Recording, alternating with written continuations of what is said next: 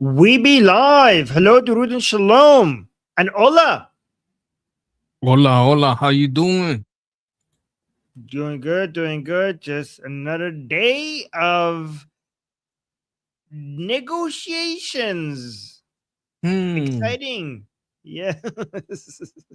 Anyways, let's see. Let's just get an update before we judge anything. Okay, how's that? Let's just get an That update sounds of good. where we are in. Yes, okay. Hola, guys. Hola in the chat. Warning Iran may ramp up its aggression as we get closer to the midterms, while President Trump insists the U.S. blockade on the Strait is holding. Chief Foreign Correspondent Trey Yingst joins us from Tel Aviv with the details. Hey, Trey. Yeah, hey, Brian, good morning. With no diplomatic breakthrough, tension remains high across the Middle East. There are still major questions about the Strait of Hormuz and if a deal can be reached to open this critical waterway. We do know the Persian Gulf Strait Authority, an Iranian government agency, said Wednesday claims and repeated posts by U.S. officials that the Strait of Hormuz is no longer blocked do not change the reality. The Strait of Hormuz remains blocked and will not be reopened until Iran's conditions are accepted.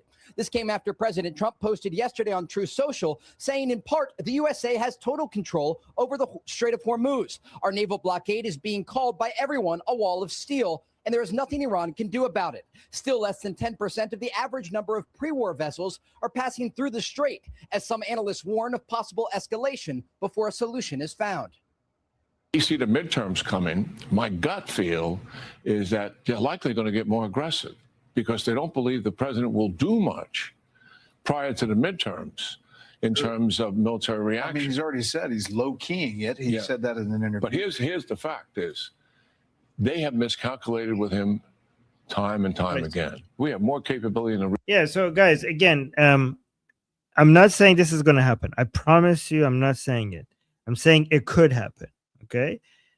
Because it happened twice. President Trump managed to create the conditions twice right now to make it seem to the Islamic Republic that no attack is about to happen, right? Once for Operation Midnight Hammer, second time with Operation Epic Fury. So if President Trump is going to do that a third time, it has to be so good. It has to be so convincing that all of us think, not just the Islamic Republic, all of us would think that no attack is about to happen. Because if the Islamic Republic has been fooled twice, again, I'm not saying this is what's going to happen. I'm just saying this is the most optimistic take, that everything we're seeing so far is President Trump creating the conditions to make everybody, including the Islamic Republic, believe that, okay, they're not going to do anything before the midterms, and then make the Mushtaba come and announce his new team, the new appointments, everything come out, maybe even Mushtaba come out, and then right before the midterms, exactly when they expected the least, they come out with an attack. Again, so if some people are going to like, Armin, again, this is 5D chess. This is, you're making, you're promising something that, we're tired of these grand plan, psychological war games, art of the deal, copium stuff that you might be feeding us here over here. I'm just saying, I'm not suggesting that that's what's happening. I'm just saying the most optimistic. Okay, I will give you the most pessimistic take as well. Okay, so just so that you don't think that this is copium, I'll give you the most pessimistic as well. So this is the most optimistic take. The most pessimistic take is that President Trump is stuck. He can't pull out, because if he pulls out, it will be seen as a defeat, and he can't attack, because if he attacks, it's going to turn into, he doesn't have enough missile interceptors to do the job properly. And the Islamic Republic, knowing that, is going to turn this into a regional war, and it's going to spread everywhere, and it's going to get out of control, and it's going to turn into a multi-year war in the same way that we have with Russia and Ukraine. And so President Trump is just going to stay here where he is, because he can neither leave and accept defeat or escalate and start a war that he cannot finish. So I'm not saying this is the case. I'm just giving you the most optimistic and the most pessimistic takes, both of them. And it could be somewhere in between. But Monkey, what do you think? I think that's a little bit unkind of you towards Armin. I think Armin has had very good takes, right? You have to be a little hard on yourself. But maybe later we can discuss some things that people might have said are copium, but it turns out, oh no, Armin has been right for months. Thank you, Monkey. That's sweet. Okay. Region now than we had on February 28th, and it all is ready. The focus on Iran comes as we're also tracking developments between Israel and Lebanon. Talks are set to resume in September in Rome, aimed at normalizing ties between the two countries and disarming Hezbollah. Still, details have to be worked out about the proposed security zones. Under no circumstances do we retreat, not in Lebanon, not in Syria, not in Gaza, from the security zones. The lesson of October 7th is that we protect the residents by having the IDF present in these places and defending them. Yeah, so the good thing is that the MOU had no effect, like very little effect on pulling Israel back. So that is something that the Islamic Republic lost. Israel is still carrying out limited strikes in both Lebanon and Gaza. On Wednesday, a senior Hamas commander was killed in one of those strikes. Brian? So, Trey, when we look at the situation right now, I thought General Keane brought up another great point last night. He said that the biggest surprise to the Iranians was when they hit the Gulf states. The Gulf states called us up at least 3 times and asked us not to hit back. And we've listened. That's really what's probably holding the president back now. Predominantly, it's the Gulf states saying, we get hit when you hit them, so please don't hit them. At one point, that's where we're going to have to make a decision, correct? Absolutely. They have to make a major decision, and this is part of the president's calculation. He has said... Oh, here's a decision you could make. You could join the Abrahamic Accord. Yeah, you could try. How about that? You could try doing that. You could use this as an opportunity to put pressure on these countries to join the Abrahamic Accord. How about that option? Huh? No? I don't know. I've been hearing Armin say that for a very long time, months at least. Yeah. Time and time again, the goal here is to ensure that Iran never has a nuclear weapon. And ultimately, this is going to be a tiered approach. They have to deal with the Strait of Hormuz first, and then ultimately enter into more detailed discussions about Iran's nuclear. Yeah, sorry, the Abraham Accord. I keep saying Abrahamic. Thank you, Amir. Thank you.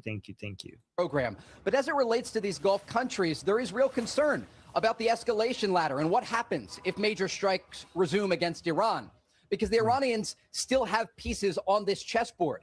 You know, their navy is at the bottom of the sea. Much of their missile arsenal was taken out in U.S. and Israeli strikes during Operation Epic Fury, but they still have many of these shorter-range missiles and drones that can threaten energy infrastructure in the Gulf. And that is part of the reason you have countries like Saudi Arabia, Qatar, and the UAE asking the president to exhaust all diplomatic opportunities before returning to combat operations. But tension, again, remains high across the region because at this moment, the Iranians are mocking what the Trump administration is saying about the Strait of Hormuz.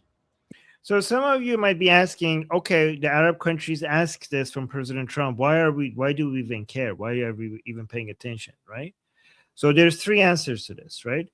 First of all, the most pessimistic take, again, is that because the Arab countries lobby the United States and also have direct financial ties to people around President Trump, maybe not himself, but the people who influence President Trump, right? Like Jared Kushner, Witkoff, stuff like that. That's the most pessimistic take.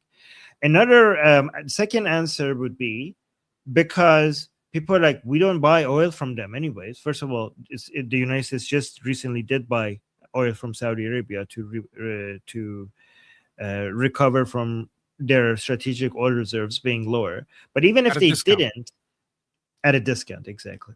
But even if they didn't, even if United States bought zero oil from the Middle East, oil not coming out of the Middle East impacts the price of oil here back at home in the United States, because the oil markets are global. They're all connected. It doesn't matter if you're producing it at home and using your own oil, at the end of the day, the price of the oil is determined by how much supply is available globally. So it does matter to the United States, right? If the oil infrastructure in around the Middle East is destroyed.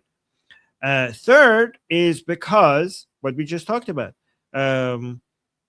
United States doesn't want to abandon the Middle East without setting up a security framework where the whole thing is not going to go to crap, right? Like the United States wants to slowly reduce its presence in the Middle East over many years in the future, but this has to be done gradually while replacing a security framework in place, which President Trump's framework is the Abrahamic Accord. So they do care about what these Arab countries are saying to them because they're talking to them and negotiating with them on how this transitions eventually happen. And the whole New Deal, new defense pact that Saudi Arabia, Turkey, and Pakistan had with each other was a movement away from President Trump's design for the Middle East, which is why we're against it. Does that make sense? It makes complete sense. I actually found a little clip about this by Jesse Waters, and I literally laughed out loud and thought of you with joy because I was like, I can't wait until Armin sees this. I want everyone to see this. I want to, because once in a while you get to tell me, hey, Monkey was right. And now I get my chance to say, hey, Armin was right. Wait, I'll bring it. Okay, let me see. At some point, when you can, I'd love for the public to see. Okay. I can share it actually now. Hold on. Let me see. Put that video. I'll come back to this one right after. So this is the video Monkey's talking about. Over the weekend, the president called the Arabs and said he's only going to sign the deal and reopen the strait if they join the Abraham Accords. That means Saudi Arabia, Qatar, Egypt, Pakistan, Turkey, Jordan, all normalize relations with Israel. Now, when Trump dropped that on them, the Arabs were, quote, stunned. Another source tells Axios that they ended up telling the president this, quote, we are with you on this deal, and if it doesn't work, we will be with you too. Now, we're pinning the whole Arab world against the Iranians. Trump just turned the Abraham Accords into a trap. It means if the Iranians and their proxies mess with Israel, they're messing with the whole rest of the Arab world. And for us, that means we don't have to be the Middle East babysitters. Yep. Over the week. Exactly. Yes. Exactly. Yep. So that's pretty much everything you said and have been saying for a very long time. Yep, exactly. Yep. Yeah. All right. So let's continue with this one. Thank you, Monkey. I appreciate you saying that. I heard you talking about Armin. You said maybe Armin is on copium. I'm like, no. Armin is right. Be kind to Armin. We have evidence. Okay. All right, let's watch the rest of this. What the Trump administration is saying about the Strait of Hormuz. Yeah, they are, Trey. And General Keane also spoke last night about this is ultimately coming down to a battle of wills. And it seems that nothing has changed insofar as the IRGC and General Ahmad Vahidi not bending that will, no matter how bad the Iranian people suffer economically and otherwise. Do you see that changing anytime soon? The short answer is no. And the Iranians did miscalculate on the president's patience. They thought ultimately, according to reports, that he would want to wrap up this situation more quickly out of concern of events in the United States. But what's happening right now is quite interesting. There is an immense amount of economic pressure on the Iranian regime as we speak. The U.S. naval blockade is costing the Iranians hundreds of millions of dollars each and every day. They have had to slash their crude oil extraction rate. They are decreasing their domestic exports, and inflation is rising rapidly inside of Iran. And so each and every day, the U.S. military pressure in the region is consistent. There are still more than 50,000 U.S. soldiers in the region, aircraft carriers, destroyers, and refuelers prepared if military operations do resume. But it's the economic pressure that the Iranians are starting to really feel, according to intelligence officials that we've talked to in the region. And the president has shared a few graphs of this, looking at the inflation inside of Iran. Fox News is told that the issue is even worse than is being publicly described, because the Iranians are out of options in terms of paying the IRGC officials and soldiers on the ground. In terms of keeping their people happy, the domestic pressure is rising on the regime. And that's part of the calculation here for President Trump. He maintains all options on the table. But if General Keane is correct here in the possibility that the Iranians escalate militarily, the president has been very clear in the conversations and interviews he has conducted about the situation in Iran. He is willing to escalate in order to de-escalate. And that is a very real possibility in the weeks and months ahead. Okay. I think people don't understand, many people don't understand what is about to hit the Islamic Republic economically. Because I think a lot of people think that they've already seen the worst. But if the economic pressure continues, there's a very high chance that things are going to look very, very, very ugly very soon. So just get ready for that, because fuel prices in Iran for average Iranians is going to hit unbearable amounts. And everybody is complaining, including the pro-regime people are complaining about everything, affordability on everything. And it's going to get, and it's not going to become tolerable pretty soon, which is then, again, this is why the Islamic Republic is preparing for a major, major uprising. And that's why they put Hossein Taeb in charge of the Basij, because the most important figure within the Islamic Republic right now, according to Mujtaba, has been put in charge of the Basij, meaning that they're getting ready for an uprising. I have a question about this. Seeing as they can't even sell a lot of this, do they do any refining of this into gas? Gas, you mean? What do you mean? You mean like petrol? I think they call it in other places. Yes. Yeah, there's some of it, but not enough. Most of their oil has to go out, get refined into car fuel, and then it has to get imported back into. This is why they're running out of. Okay. I was wondering if the price was artificially high because they're trying to milk the people, or if it was just high because they have to import it.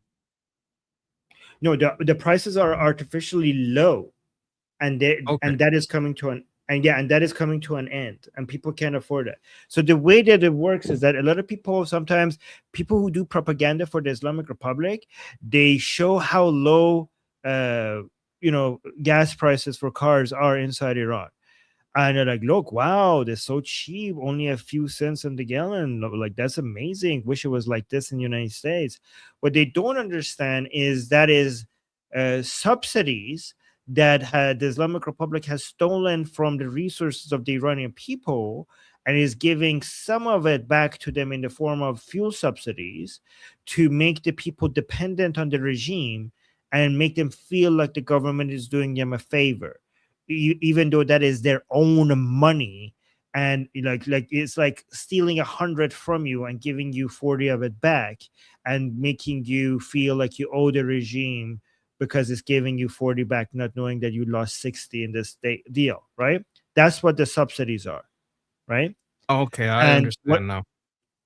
Yes. But so it has created a huge dependency of people on low fuel prices. But the problem is, and everything now, business and people's lives now depends on these low fuel prices, because everything else is unaffordable. But that is coming to an end slowly, because the government now can't afford the subsidies. So when they cut the subsidies, it's going to be unbearable for the Iranian people. And this is what the regime thinks is going to cause an uprising. So they have multiple ways of trying to get around it. Let me tell you what they're trying to do, right? First of all, they have three strategies. First, they come out and say, gas prices is going to be like 80,000 2 months, all right, which is unbelievably high. And then they're going to say, like, okay, we're not going to do that. It's going to be 20,000 only. So let's say, for example, it's 10 now, right? And they want to increase it to 20. But instead of saying that we're going to do 20, they say, like, we're going to go all the way to 87. And then when people think like, oh my God, the whole world is going to end if they do that, they're like, okay, good news. It's going to only be increased to 20. So that way they're trying to reduce, like, make people accept the increases. That's one thing. That's one strategy that they're implementing. And I know that they're doing this. Another thing that they're doing is that instead of increasing gas prices in all of the provinces in Iran at the same time, they're going to do it province by province. So if there is an uprising, there is not a full national uprising. It's an uprising within a province. So they could manage the uprising province by province instead of doing a full national uprising that they have to deal with. So they could focus their suppression forces in one province. Okay. The third thing they're doing is that they're blaming it all on Pezeshkian.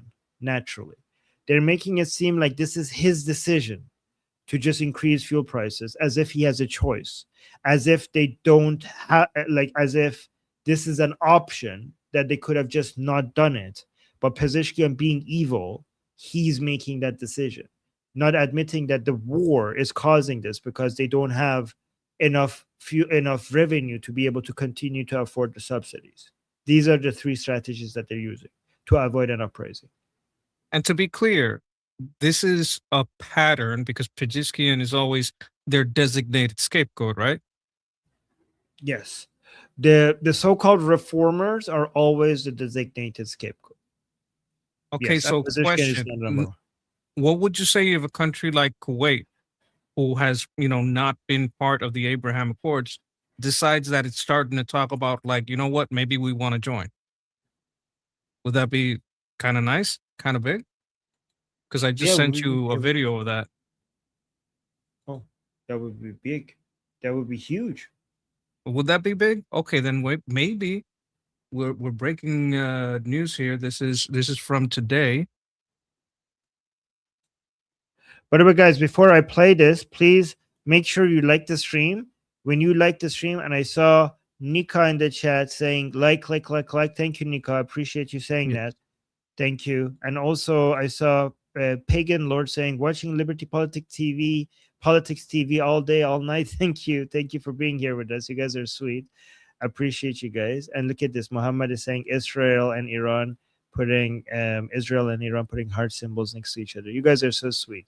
Yes, I already liked on the way in. Thank you, guys. All right, let's see.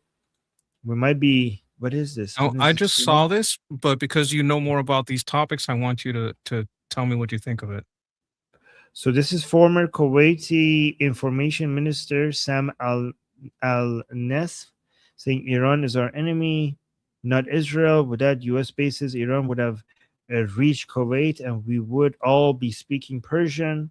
Are we expected to turn a blind eye when Iran attacks our desalination plants and power stations? Oh my, that's pretty good. I like this. Let's see. Is he kind of normalizing, or would he be able to say this just off the cuff? I don't think, like, on big topics like this, I don't know how free they are. No, I think this is a big deal that he's normalizing talking about this like that in Kuwait. This is a huge deal. That was my suspicion. Thank you. Yeah. Thank you for finding this. This is actually a great find. Good job, Monkey. إسرائيل تكن عدوة الجغرافيا العربية القريبة منها المتضررة منها. إنما نحن بالخليج نتضرر مما تقوم به إيران اللي وصلت إلى حتى ضرب محطات تحلية المياه، والآن تهدد بأن ضرب محطات الكهرباء، والحرارة بالخليج تفوق 50 درجة. ماذا يراد منا؟ أنه نقمض عيننا عن من يضربنا ويضرب حتى مصافي المياه ومحطات الكهرباء ونقول نعم العدو إسرائيل. كذلك في معادلة قريبة عجيبة، إحنا وافقنا العرب على أن عدوهم عدونا، ولا إسرائيل ليست قريبة منا ولم تعتدي علينا، وهذه حقائق. نحن من أرسلنا الجيوش لحربها. الآن ماذا عن العكس؟ لماذا لا يعادي العرب إيران؟ لماذا لم يعادي العرب قبل ذلك صدام عندما احتل الكويت؟ هل تبين الآن أن ضرر هذا الوجود العسكري أكبر من نفعه بالنسبة للكويت لأنه استجلب هذه الهجمات الإيرانية؟ الحلفاء الأمريكان هم من حرروا الكويت. لولا هذه القواعد لربما كنا نتكلم الإيرانية الآن، لربما لوصلوا إلى قلب الكويت وقلب الدول الخليجية، وبالتالي هذا الكلام لا ينطبق على الحالة الخليجية ولا على الحالة الكويتية. Wow. He's saying, so he's saying Israel is not our enemy. We sent them help, and now the Islamic Republic is attacking us. They're not helping us. Also, U.S. is our ally. They are the ones who liberated us. And if these bases were not there here, the Islamic Republic would already have taken over us. She kind of like gave him a little pushback, which is like basically putting the other, like, how would you answer to this is how I saw it. Like she Right. went, well, some people would say that it's because of the bases. And then he answered, no, if it wasn't for the bases, we'd be more screwed, basically. We will be screwed. Yes. I mean, I have I showed a video you guys yesterday from Ghani, the head of the Quds Force, the replacement for Qasim Soleimani. He was saying our goal is to eventually take over the whole world.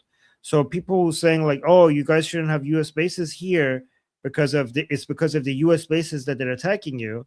If you didn't have the U.S. bases there, they would have attacked you earlier. Their whole goal is to take over this entire region. So no, the U.S. bases delayed the attacks. Absolutely. Let me see what Let me see. It says Iran's foreign minister Abbas Araghchi is saying the U.S. Let me just read it from him. The U.S. This is Araghchi, guys, the foreign minister of the Islamic Republic, saying the U.S. has long miscalculated due to intelligence failures. Case in point, the war on Iran. Now, an even bigger miscalculation on the Strait of Hormuz. Worse than fake news is fake intelligence. Be careful. Allah is great, greater than any power on earth. In Allah we trust. So what do you say to that, Mickey? I think this is one of those internal things because US has long miscalculated. Like you could say it's a miscalculation, but what I'm seeing is a long game. What I'm seeing is further planning, normalizing of relations. Like this message flies in the face of what's going on. And I'm gonna go with Armin was right, and this guy's full of shit. So what he's suggesting is that they got the United States got the fake intelligence. I think he's talking about the Jews, right? I think he's talking about Israel, the Israel giving fake intelligence to the United States that they could come and topple the regime in Iran, and now they saw that that was impossible. And then they also got fake intelligence that the United States could come in and control the Strait of Hormuz. And now they're saying that it's impossible as well. And basically, without saying it, he's saying that be careful, Israel is feeding you false information. That's what I think he's saying.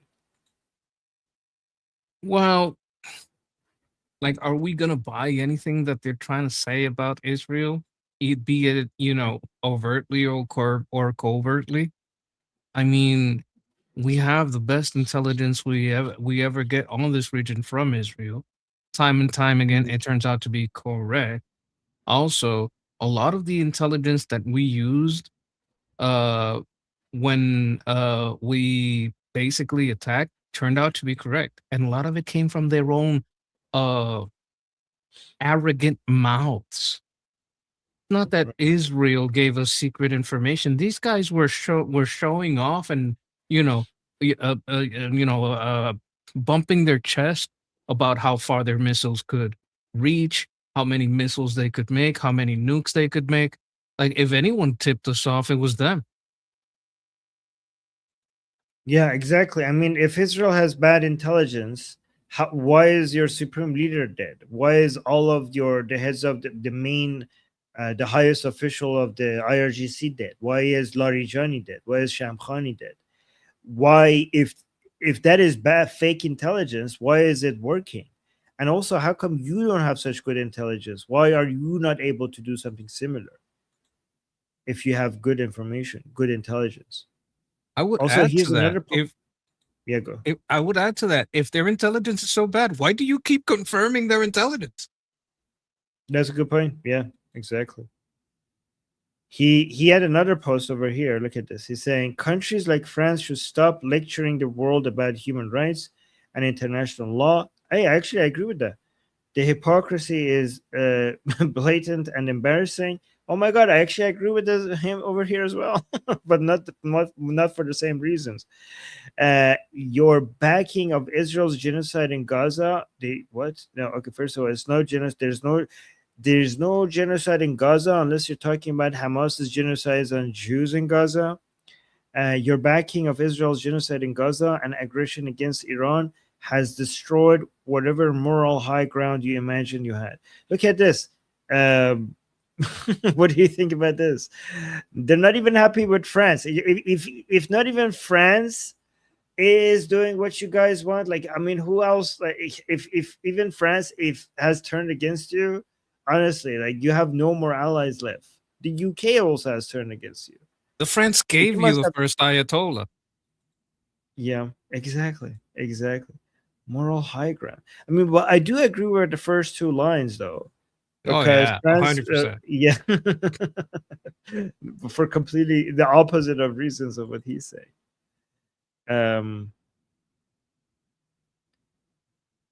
Yeah. Okay, look at this. Actually, just to be fair, I just want to not hide information. Okay, so how much can we trust this source? WAPO? Do you know anything about them? Is this a good? Oh, this is Washington Post. Oh, this is Washington Post. How much can we trust them? Not a lot. Because they're saying the CIA had low confidence in Israel intelligence warning of an Iranian plot to kill Trump during his July visit to Turkey. Some U.S. officials suspected the warning was partly intended to influence Trump's politics towards Iran and Turkey.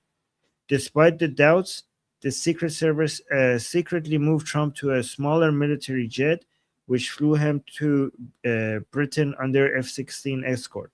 Oh my! Now that the Washington Post is saying this, people like Nick Fuentes are gonna be like saying, "I told you so." This is gonna be gloating. No, look at this, because Nick Fuentes said this before Washington Post, and now Washington Post is saying something similar to Nick Fuentes.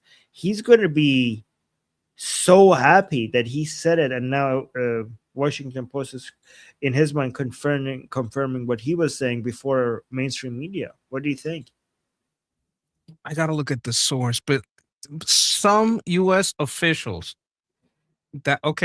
some U.S. officials suspected the warning as partly intended, so that part can be discarded because that's not CIA. That's some U.S. officials. The CIA had low confidence in sincerity. How do you know that the CIA had low confidence? Why would they tell you that?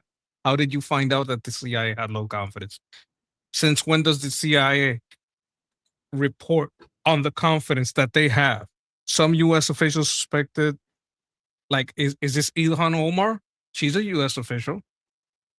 You understand what I'm saying?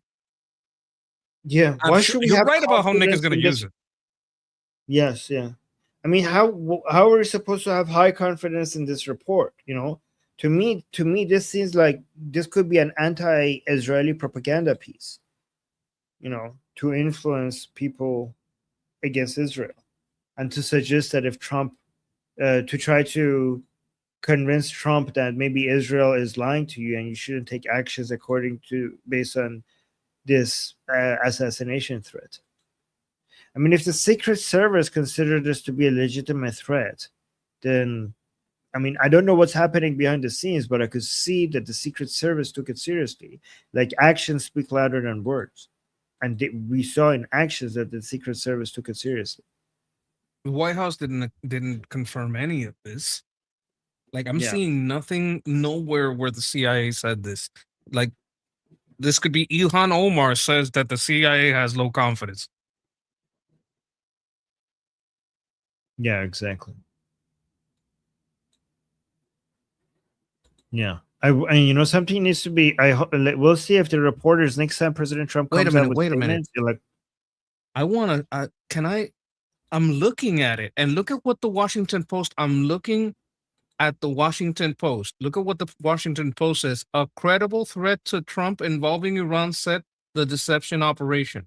So why is the Washington Post saying that it was a credible threat But this guy says that that's not what the Washington Post said. I'm looking at the article right now. I was like, I'm not even buying this interpretation of the article. Is it the same article? The only one I see here about the deception operation, it's, let me check the date on it. July 8th. This is from today. Oh, yeah, okay, so that person posted that today, but that person is not saying that they got it from an article that came out today. The most recent So article I have. So Clash Report usually posts stuff that are more recent. Now, I'm not saying they're doing it here right now, so you might be right here. Like, I'm at okay, the so Washington... I see the article. It's from 9 hours ago. Yeah. So well, yeah, they no, didn't post it in their page. Yeah, so no, it's from 9. No, the article is from 9 hours ago. It's an article on Washington Post from CIA had low confidence. The title is actually the CIA had low confidence in Iranian threats. So, I can see, yeah. So this is accurate. The Clash Report is accurate, and it's recent. Okay. Let me go to P. Takes it over here. Yeah, go on. It's still not saying the CIA declined to comment. So this is not from the CIA. This is from some unnamed U.S. official, and that could be anyone. Yeah, exactly. Okay, let me see.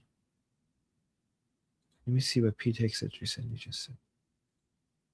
Designated terrorist organizations with partner governments will be legitimate targets of the United States government with partner governments to include Colombia. Designated. Wait, what? Designated terrorist organization with partner governments will be legitimate targets of the United States government with partner governments to include Colombia. Okay. And then let me see what he said here. Some cartels are tied to IRGC, Russia, China. Let's just say country by country, it is overwhelmingly clear that the United States of America is the preferred partner of choice. There are a lot of foreign actors that bring in other influences, whether it be China, Russia, Iran. It was Russian air defenses that were supposed to defend Caracas and didn't work. There were Cuban guards that were supposed to defend Maduro and they weren't able to. And now we're seeing the Cubans and the Russians expelled out of Venezuela. And we're seeing a new government in Colombia. And we're seeing new port contracts on both sides of the Panama Canal. You've got a new MOU with Panama. So our partnership here at Fort Sherman and the Jungle School has expanded. We've got a great ambassador who's making sure that all the economic deliverables we said would happen and military partnerships would happen actually happen. See, what happens with some of these other countries, whether it's China or Russia or Iran, is there happens to be a lot of exploitation and self-serving. And the United States of America shows up and we want to respect your sovereignty and find ways to mutually work together that are beneficial to you, that empower your people, that bring prosperity to your country. But President Trump has been clear about the Panama Canal. I mean, the United States of America built that canal, secured it with the blood and sweat of a lot of Americans. It's a key piece of terrain. We've got more troops here in partnership with Panama than we've had in a very long time. Panamax is a strategic exercise to defend the Panama Canal. We've got American businesses and Cybercom, others involved. So we're partnering with Panama, but at the same time, we're ensuring that our interests are defended here as well, no doubt. Yeah. Okay, let me see this. By the same arguments, the Suez Canal shouldn't just be for the Egyptians' interests, because the Egyptians couldn't build it without the help of the British and the French. Let me see what he's saying over here. Yeah. We are killing terrorists. And we're defeating the failed and toxic ideologies of radical socialism and communism. Now, speaking of socialism, make no doubt about it. The international left, along with their enabling left-wing media, is plotting to unlawfully assert international criminal court jurisdiction over U.S. and partner military personnel and operations. To be clear, there is no legitimate basis for the ICC's lawless power grab that they will entertain anywhere they can in the world. Our efforts in this effort are 100% lawful under the laws of armed conflict. It's striking that this so-called court and other globalist bodies undermine our efforts, but do nothing to hold real terrorists and real tyrants accountable. And that's why the ICC poses a threat to your national sovereignty, your constitutional mandates, and the national interests of your people, just as it does ours. Oh, this is something you talk about a lot, Monkey, right? Yes. Yeah. I've reviewed this on my channel. This is a good thing. Do you know what he said that our mission statement is going to be? We do What? bad things to bad people. Keeping it simple, but I like it. They've already they're already going in. Right. Yes. Dominic in the chat saying ICC is a bunch of losers. Oh yeah, Monkey, keep an eye on the chat. If people have something interesting, questions or something to say, let's start them so we can highlight them. Oh, Russ just gave us everyone's gonna walk out of that thing. Oh yeah. Russ just gave us a super chat. Thank you so much, Russ, saying in January, Goldie emphasized celebrating US bombing. I said expect airdrops of weapons and learn to shoot. And I was right. I was silenced without knowing. I'm not a troll. Ignoring allies is harmful. Yeah, Russ, you're not a troll. We have you here. Don't worry. We have you here. Okay. Love you. Thank you so much for being here, and thank you so much for supporting us with super chats. I appreciate you. You could share your opinions here. Okay. Don't worry. We got you. We got you, buddy. I would also warn you that we're not airdropping weapons without vetting. Yes. Yeah, we disagree with that opinion of yours of airdropping weapons without vetting and training, but we're not going to ban you for it. You're not a troll. Okay, you're not a troll. Okay, so and thank you for sharing that. Okay, let me see what Emily is going to say here. Emily has this video with a caption saying, "This is why you don't negotiate with the Islamic regime in Iran. You defeat them." I love Emily's takes. Let me see what she's saying over here. I'll be right back. Just give me a second. Tehran is surely having a laugh as once again the regime is getting everything it wants without giving up anything at all. Washington is racing to announce a deal with the regime and, along with Oman, to reopen the strait. And according to the regime's own state media, they're demanding a deal that would ban American as well as Israeli vessels from passing through the strait entirely, as well as fine any violator up to 20% of their cargo value. So Washington is racing to announce, as a diplomatic win, a deal that would exclude American ships from a waterway that carries a fifth of the world's oil supply. Got it. And now, even as American officials talk about an announcement being days away, the regime is still finding ways to move the goalposts. I mean, this weekend, the foreign minister, Abbas Araghchi, told reporters that the Strait of Hormuz would not actually reopen, even if the Oman agreement is finalized, because...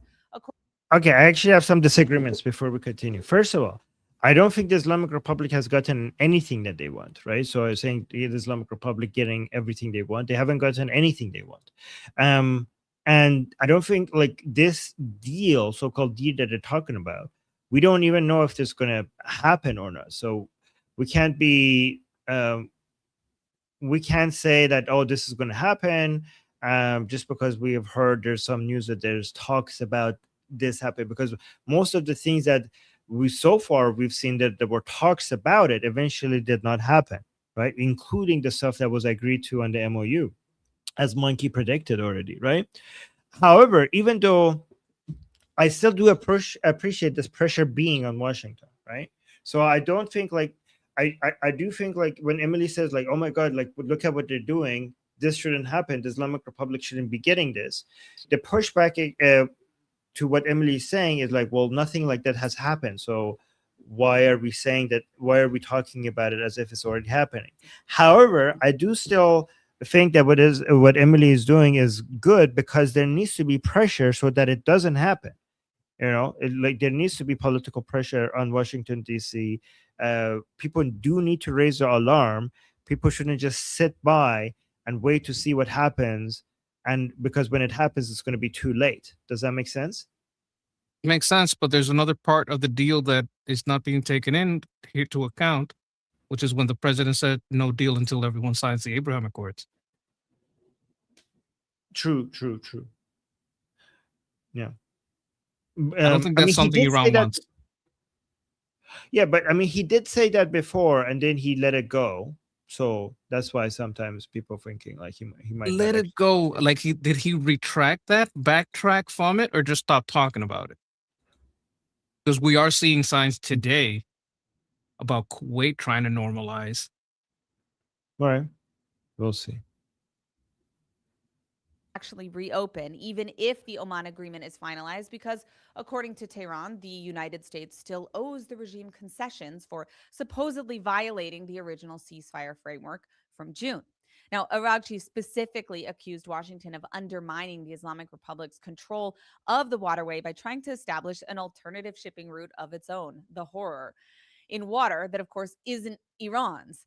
In other words, the regime is demanding that the United States stop trying to protect its own shipping interests in a waterway that Iran does not even fully control, and framing American self-interest as a broken promise to them. This is why you don't negotiate with the Islamic regime or the IRGC. You defeat them militarily. Yeah, I mean, I agree with that part. You don't negotiate with terrorists, just crush them, destroy them, eliminate them. That's how you deal with terrorists. Exactly. Yeah. You got a comment start that you want us to respond to? Yes. I want to start with good day. Good morning, Jeff. Hope you're doing well. Jeffrey saying, while arming Iranian resistance is not a bad idea, it has to be done a certain way. Vetting training to sidestep contra result, ensuring institutional mission loyalty. Like, we want them to be loyal. That's very important. 100%. 100%. Completely agree. Yeah. Okay. Oh, look at this. There was this new news regarding multiple U.S. sailors who tried to jump off overboard. Again, this is CNN, so take it with a grain of salt. I don't know let me play this and let's see what you think about this. Tonight, a shocking new report that multiple sailors aboard the USS Abraham Lincoln have tried to jump overboard amid poor conditions and mental stress on the ship. This is according to new reporting from the Military Times, which spoke to the wife of one of those sailors, who says she's spoken to her husband only a handful of times since he tried to jump. He is now on a medical hold. The Military Times is also reporting severe food shortages on board and that sailors are running out of just basic needs: toothpaste, deodorant, soap. This crew has been at sea for 9 months amid Trump's war in Iran. That includes 250 consecutive days without setting foot on land. 250 consecutive days. That is a record. Out front now, Natalie Olivero. What do you think about that? I don't trust her any more than the Washington Post. Yeah. Can that happen in any ship at any time? Yes. Has this crew been out a large amount of time? Yes. But this is war, which is different from peace. This is what you train for. Are some people not going to be able to handle the stress? Absolutely. Is this abnormal? I don't think so. Are they running out of toothpaste and soap? I highly doubt it. And I absolutely do not trust anything coming out of CNN and their sources. That could just be a family member, like, claiming that they said that, but they can't say who or whatever, or that they can't say who, but lying. Like, I place no credibility in anything out of CNN. It could be something that they're exaggerating. It could be like I'm not saying it is, but it could be something that has some truth to it, and they are exaggerating it. No, that's exactly what I'm saying, because this would be true in peacetime. Like, in peacetime, sometimes there's a little bit of a shortage. In peacetime, people go get a little loopy. Like, I've seen this happen, in times when there is no war, right? I'm very old, so I remember before 9/11, right? So this stuff happens all the time, and to extrapolate that into like this being a constant condition that most soldiers are on inside that boat, that's crazy. So I do think what I could be almost certain of is that this is going to really help the Islamic Republic propaganda. They're going to jump on this. They're like, oh my God, look how devastated the United States Army is. They don't have soap. They don't have food. They're starving. They're trying to delete themselves. Look at what we have brought the United States to. The Islamic Republic is going to use this and say, like, look at the so-called superpower. Look at what we have reduced them to. This is their own media saying this. I'm almost can guarantee it that this is what the Islamic Republic is going to do. They're going to put this on their own state TV and use it as a marketing to show that they're winning this. Well, the Democrats and left-line groups are some of the most evil entities in all of history. I mean, the Democrats fought for slavery, created the KKK, segregation, forced sterilization. And these people are aligned to it, right? And these people lie about the history. They prop up regimes like the CCP, Iran. They're always against combating these evils. Like, for me to like, I'm just going to be out and out of it. To me, Democrats are evil. They're all evil. You could be willfully ignorant or morally corrupt, but it's evil. Like even the nicest Democrat, which is Trump, when he was a Democrat, I'm like, you're willfully ignorant. Because if you look into their history, you turn into a Republican. And I'm glad he did. Okay, let's continue. Out front now, Natalie Olivero. She is the Military Times journalist who broke the story, and she is also a Navy veteran. Natalie, I appreciate your time. I mean, the details you have in this story are really stunning. I mean, my jaw drops. We're talking about the USS Abraham Lincoln, and you're talking about things that I think people struggle to understand are happening in the U.S. military. You've spoken directly with some of these families, and you're reporting on incidents involving sailors apparently trying to jump overboard. Did you notice she said families and not sailors?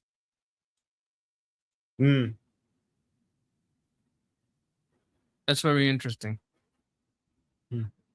You spoke to the wife of one of them, I know, and her husband served in the Navy for more than a dozen years, 13 years. So what have you learned?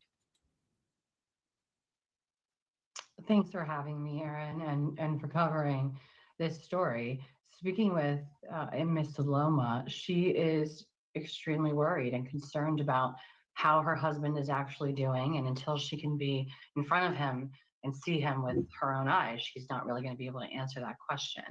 And facing the stresses that every military spouse faces when theirs is deployed, as being a solo parent at home with 3 little kids. So not being able to have answers or direction is really challenging right now for her, especially. Okay, did you notice that? Hold on one second.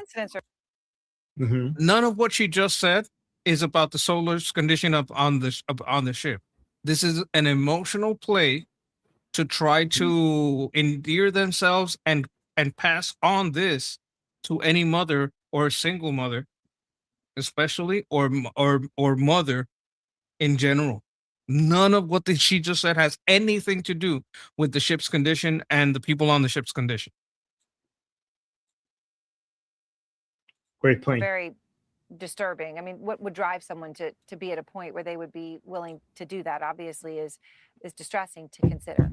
But the families of sailors aboard the Lincoln are telling you about incidents like this. They're also telling you about some of these other truly stunning details, that the sailors are often hungry because there isn't enough food, that basic supplies, toothpaste, deodorant aren't easy to get.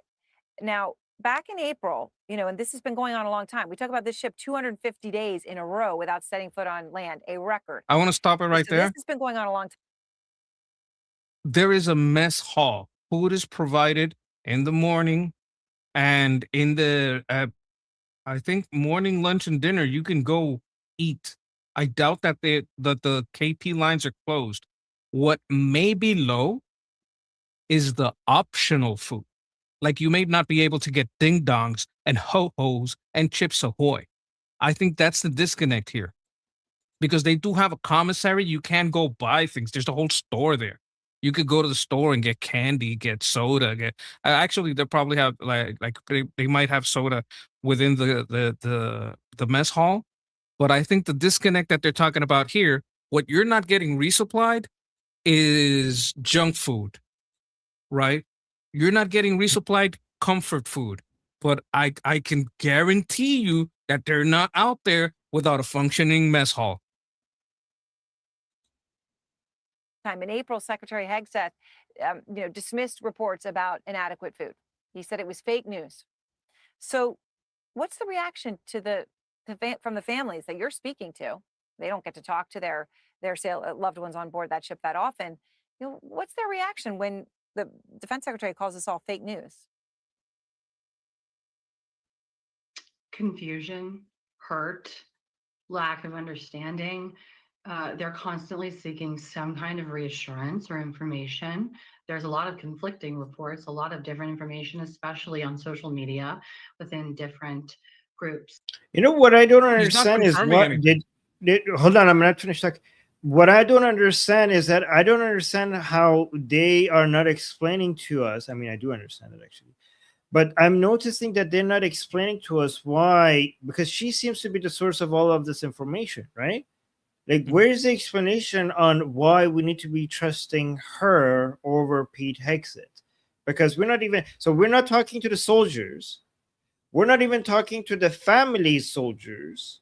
We're talking to the person who talked to the families of the soldiers, and we're supposed to trust this person over Pete Hegseth, right? Am I understanding this correct? You're understanding that correctly, and she's still not saying it. There's conflicting reports. There's confusion, emotions like hurt. Like, okay, you're talking about they're confused, they're hurt, and they're seeing conflicting reports. You're not telling me why what you're saying is true and exactly what is missing. Yeah. Somebody's saying, Armin, you should look at the chat a little bit. The fact that I saw your comment shows that I am looking at the chat. Okay, so don't assume things. Especially on social media within different groups and small community pages. Those are the pages where organic conversations and relationships exist.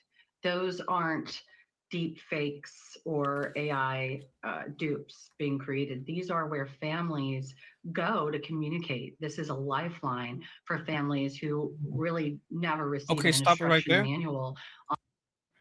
What, she heard it on Reddit? What is she talking about? Oh, some little pages where communities online where they gather and post. It sounds like Reddit. Is she telling us she read this on Reddit?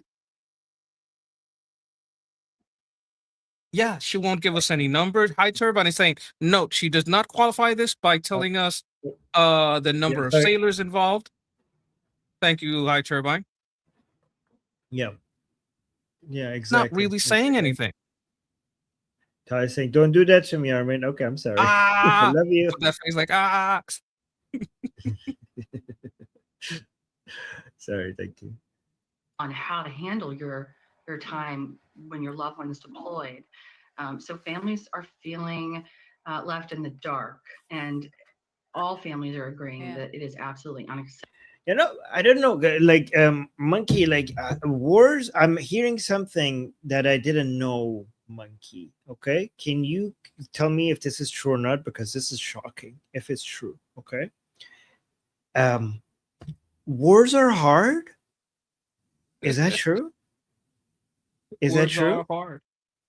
They appear They're soft hard? because they tend to be on paper, but you can't put words on granite, so they can be very hard. I said it's not. I thought like when you go to war, it's just all fun and war. I thought you said words. No, war. Oh, war is very hard. It's the hardest, man. Well, because the way that she's talking, it seemed like. I mean, I'm not saying anything she's saying is true, but I'm getting the impression that the expectation was like when we go to war, everybody involved is just going to have a jolly good time and it's going to be fun and it's going to be everybody's going to be like, it's just supposed to be like a walk in the park and nobody's going to feel any pressure and the expectation was that everything is going to be just completely no emotional or physical pressure, and these people are surprised that there's it's difficult to do war. It's difficult for the people involved, because throughout history wars were easy, right? Like the soldiers, like during D-Day, they were everybody was like, they went on it was a picnic, I've heard, right? But now, unlike before, some soldiers are having a hard time during war. That is surprising. Do you not find that surprising? No, well, she didn't say that. She's just talking about the families. If you listen closely, she has not talked about any particular soldier except the one case that might have had like an episode. But if you listen very closely, right now the families feel. So war is apparently hardest not on the soldiers. War is hardest on the people that are not even in there. Yeah, I get that point. I'm making a separate point. I'm just saying, like, forget her, fake reporter or whatever. But let's say, like, we do actually get information directly with credible sources that some soldiers are finding it difficult. I'm just saying, how is that a shocking news? I didn't know wars are supposed to be easy. Like, I'm not a military person, but I thought it comes. You could tell me you're a veteran. No, it's always easy. Since the times that they crossed over mountains with elephants just to get to the other side, that's a cinch. That's super, super easy. Right. I mean, United States is filled with this history of, like, United States from the beginning. The whole reason why we even have a country, United States, is because of stories of heroes that sacrifice so much to be able to defend their country and their freedoms, right? And now, what is the expectation? That defending your country is going to be like, my menu options are too low and this is unbearable because I don't have enough items on the menu. Like, I don't know what. It just seems like the standards have shifted significantly. I bet U.S. soldiers, when they go into the military, they go with the expectation that this is not supposed to be an easy job. Am I wrong about that? Well, you know what? I'll tell you this. War is easier now than it's ever been before. There we go. That's it. That's a good point. And unthinkable to imagine. Well, it's unthinkable, I think, for any American to hear this reporting. Oh, yeah, this is a comment that you start. They might be running low on Cinnamon Toast Crunch. I mean, how could you defend your country without Cinnamon Toast Crunch? That's a good point. It is the best toast crunch. Yes. All right. You know what? I think let me just finish this. And deeply disturbing to imagine that sailors who are serving this country, going 250 days without setting foot on land, 9-month deployment, would have food shortages or any. It's upsetting. So we reached out to the Navy, Natalie, about your report, and they responded in a statement, and they said, quote, "We have not observed an increase in suicidal ideations or attempts aboard the ship. We're not experiencing an uptick in mental health issues aboard Abraham Lincoln." I just wanted to give you a chance to respond to that. My first question to that is an increase from what baseline? No increase from when? What does that measurement window look like? She talks as if you have given us any measurements. We did request deck logs and multiple FOIAs from the Navy. So hopefully we'll get those back and can review them independently. But until we do, all we have is our firsthand reporting and accounts from these family members who are experiencing this and living it. Yeah, secondhand. Yeah. Day after day. Anyways, it just seems to be a major effort on making this military operation more and more unpopular. That's what I think what's happening here is. I think that's exactly what's going on. Yeah. Wait, hold on. Okay, we got a super chat here.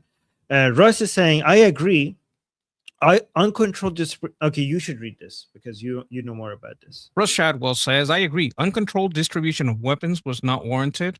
My point, though, was to simply prepare it because it was about to happen. He stopped celebrating. Wasn't welcome. Okay, I'm going to tell you something, and this is just my advice to you. don't make one point in your life your personality.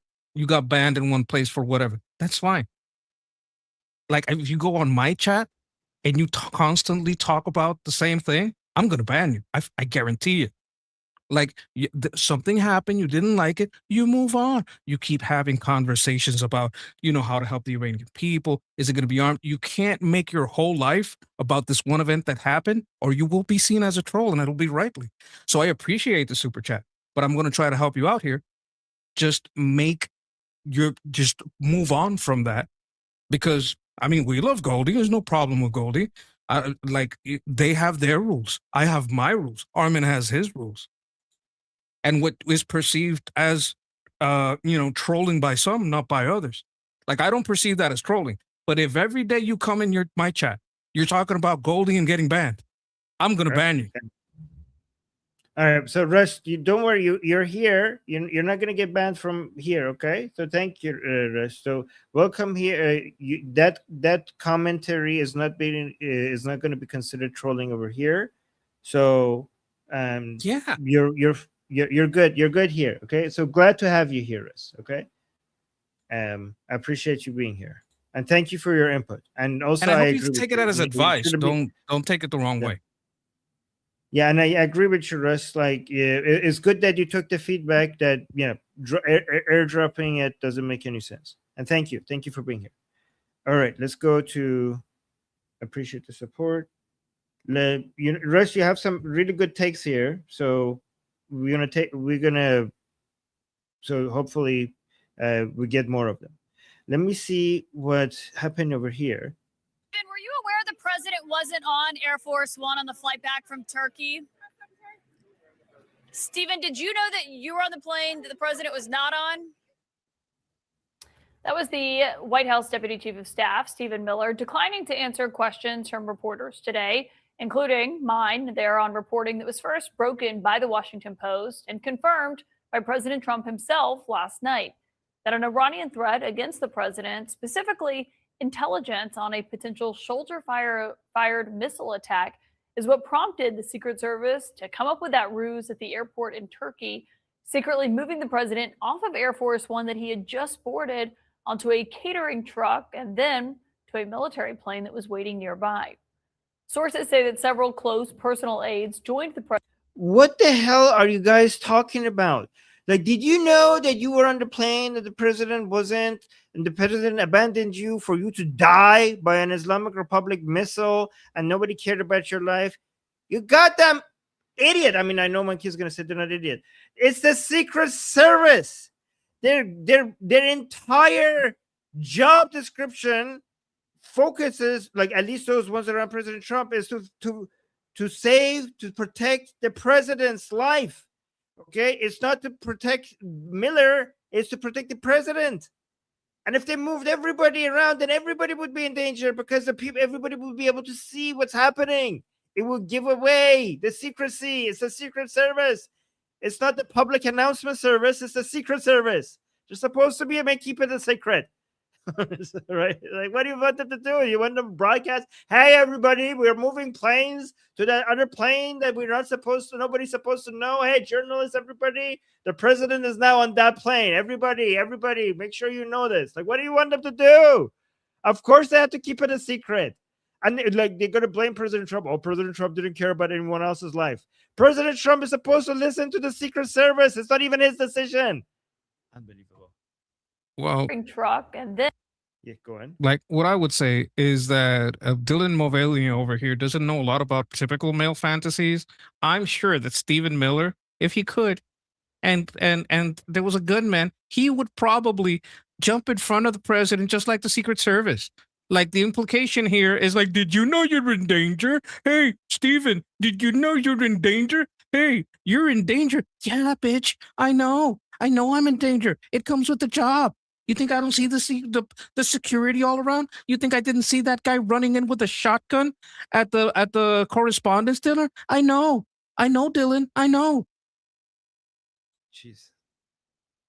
Also, look at the caption. Look at this. Stephen Miller declined to answer questions of his after his TV hit this afternoon. I mean, what do you want him to do? Like, as if, as if they owe you an answer. Like, as if, like, oh, they'd refuse to answer. Like, what is this expectation that they have to just stop and answer every single question that you guys come up with? Then to a military plane that was waiting nearby. Sources say that several close personal aides joined the president on board that secret military plane, while other cabinet officials, staffers, members of the Secret Service, the traveling White House press corps were left on what effectively became a decoy plane. Sources tell CNN that the president was joined on that secret flight by the Defense Secretary Pete Hegseth, his executive assistant Natalie Harp, the Deputy White House Chief of Staff Dan Scavino, and his close staffer Walt Nauta. While on the decoy Air Force One were Secretary of State Marco Rubio, the Treasury Secretary Scott Bessent, and yes, Stephen Miller as well. Decoy. Yeah, he doesn't What do care. you like? No, this. Oh my god. Decoy, as if like they were like, look at this. They're complaining about this. They're like jumping on this instead of being like the Islamic Republic was trying to kill our president. Instead of that, they're like turning against the president that the Islamic Republic was trying to assassinate. Like usually when they try to assassinate your president, people do a rally around the flag against the enemy. But instead, they're attacking the president that was just about to get assassinated. Go on, Monkey. Oh, these people hate America. But I wanted to point out, both those planes were decoys. Like, she's even wrong about what she's pointing out. Oh, you're supposed to be on this Air Force One with these guys instead of this Air Force One with these guys. Wasn't he on a completely different military plane? What is she talking about? There were two Air Force Ones. He didn't go on either one. He went on a completely different military plane. So is she wrong about the story? Am I misunderstanding here? That's number one. Number two, the point being that my point is she's only mad about the press corps. She doesn't care about those people. True. Okay, look, there's the decoy narrative here. They're saying this again. Now I want to go to Doug Mills, the New York Times photographer. He was on that Air Force One decoy plane flight from Turkey to the UK. He took the crucial photo of the plane on the tarmac that you see here. Why is this crucial? Because you see something in it that you really probably never thought about until this story as a focus of a picture like this, which is the catering container that Trump was apparently secretly moved in. So, Doug, you have been covering presidents for decades. You've been on clandestine flights before, obviously in and out of war zones. So this, though, was different because you didn't know what was happening. You and your colleagues on the plane, you were on the decoy plane. How does that make you feel? Well, I mean, in hindsight, yes, it was disturbing to think about it now. And even at the time when they told us to put our shades down on Air Force One before departing Turkey, that was a little bit concerning because the only other time that's ever happened to me was when President Obama went into Bagram Air Force Base in Afghanistan, and we had all the lights off on the plane, shades were down, and we were completely dark. And they told us ahead of time that that's what they were doing. They even confiscated our phones. So this felt very similar, but we didn't know all the facts going into that day, and we didn't know that what was going on. So obviously, you talk about going into Bagram with President Obama. Your job involves moments like this, and I know you've signed up for that. You also, of course, were there in Butler, Pennsylvania, for the attempted assassination, and I just so everyone knows, I mean, you won the Pulitzer Prize for your photos of that moment, which truly are now part of history, right? Okay, I'm gonna move away from this. They're like, oh my god, we're the victims. The president was about to be assassinated, and we're the victims. That's all this is. But she basically said, well, Obama did the same thing. Yeah. They're just like, poor us. The president is so mean to us. The story is not that the Islamic Republic was trying to kill our president. The story is that we've been wronged by the president. What the hell is this? What is happening? This is so stupid. Isn't it? I think he kind of diffused her and saying, yeah, I felt the same way I did when Obama took my phone and took me to Bagram. It's part of the job. Oh my God. That's why she should have changed the subject. Anyways, Let me just play it. Maybe you're right. Maybe If there's let's no one play who these. doesn't- You know, guys, after this, we're gonna have a crazy Piers Morgan clip. So let me just go through this the one. photos to which I'm referring as we show them to people now. So you know, any president is always a target. And this president, we have seen that tangibly more so than many others. So you and the other reporters on the plane, when you're told to lower your window shades, and you talk about that happening in Bagram, I want to just play something that Trump said after the flight, okay, when he was asked specifically about that issue. He's just trying to find ways to spin this as Trump being, not being kind to these people, even though he's. I the know what target. she's going to play, and you're right. Yeah.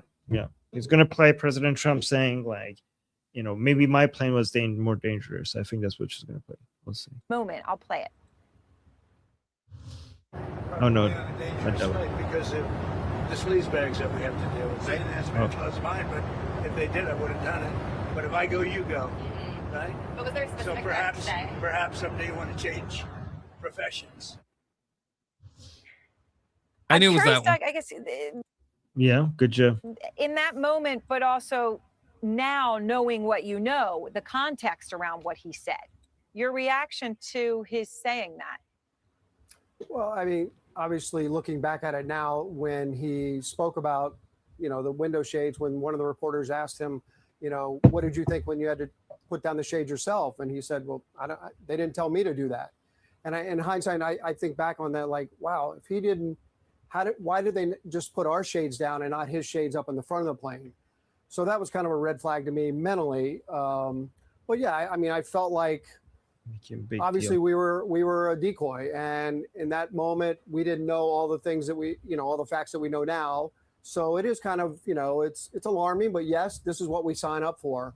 I've heard a lot of chatter on, social media about, whether we should be doing this kind of, if you're not up for this job, get out, find another profession.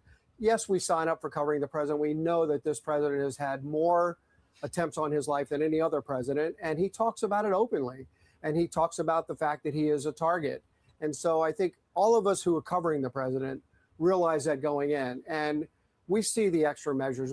Wow, he's like, we're such a hero. We're such a hero, and we're being mistreated, and we're being used as decoy. Oh my God. See the visible I think he's diffusing her. Like, we signed up for this. Like, stop crying for me. We signed up for this. We knew this could happen. I don't know.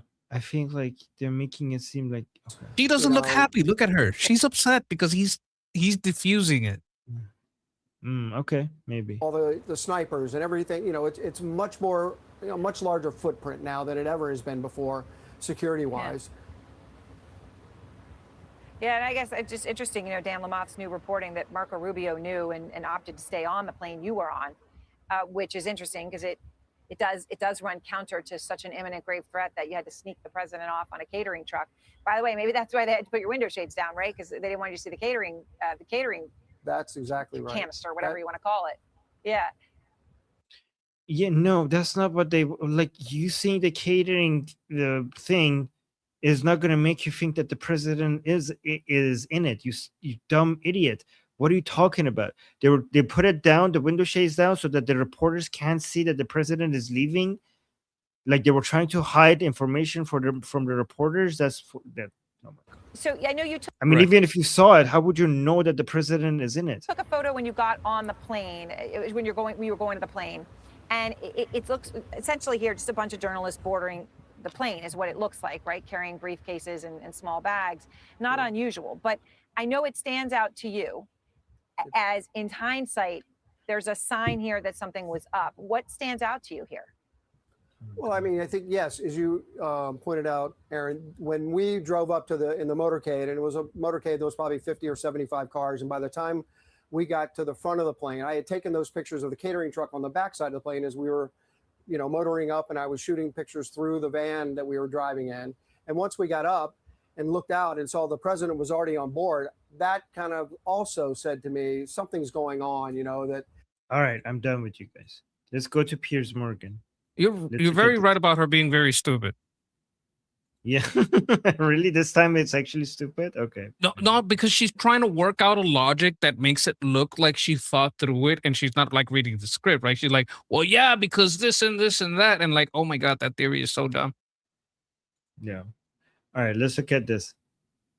You know, Pierce, you have a formidable, very, very large, even online following in the United States, tens of millions of people. And we're here arguing about a sport that nobody wants to watch. Sports are about competition, about the best of the best. The fact that we're talking about women's sports, I don't care about women's sports, and neither do most Americans, because like the same reason why we don't get super excited about the Special Olympics, which they're very similar. I care about the best of the best. If a woman's really good and she could compete in male sports, then good, let her compete.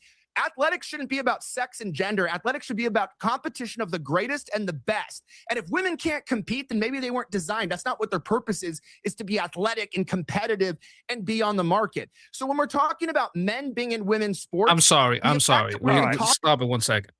This is outrageous. This is very, very hurtful. This is offensive. The Special Olympics are way better than women's sport. I don't know what he's talking about. I apologize to anyone in the Special Olympics. You're way better than women's sport. And being in women's sports, the fact that we're even talking about this, who cares about women's sports? Let JoJo go. I mean, people do care about women's sport. Like, just because you don't care about it, some people care about it. Let JoJo go. Elijah, I'm going to give the final word to JoJo because I think she's ready to blow. JoJo. I mean, that was a 9-layer dip of just fucking what the fuck, dude. When your voice changes, let's have a real conversation, okay? In the meantime, you can shut your fucking stupid ass up about what. Look, you said your penis is small. I didn't say your penis is small, dude. I don't want to ever think about your penis. But for you, you mentioned it 3 times in one sentence. Compare. I mean, the whole thing. It was disgusting. You're thinking. Honestly, She's you blushing just now. I'm managed sorry, in that's like a inappropriate, but you're 10-second blushing. soundbite to disparage people with disabilities and women in the same soundbite, and like you're sitting there and you're. Oh my God, guys, whenever you want to argue against somebody, saying that you're offended and saying what they said is offensive is the weakest argument. High chair and He's all not your saying he's wrong. business. Yeah, you should come up with counter arguments, not being offended. Without a freaking talking about your tiny little penis, dude. You like That's it's You're disgusting. mocking an autistic person. I'm diagnosed level 2 autistic, and I even got NDIS I was an in autistic Australia. So. paraprofessional. As a matter of fact, I was a paraprofessional So have for some respect, autistic please. preschoolers. I'm not the one Don't who speak was for my talking people. about.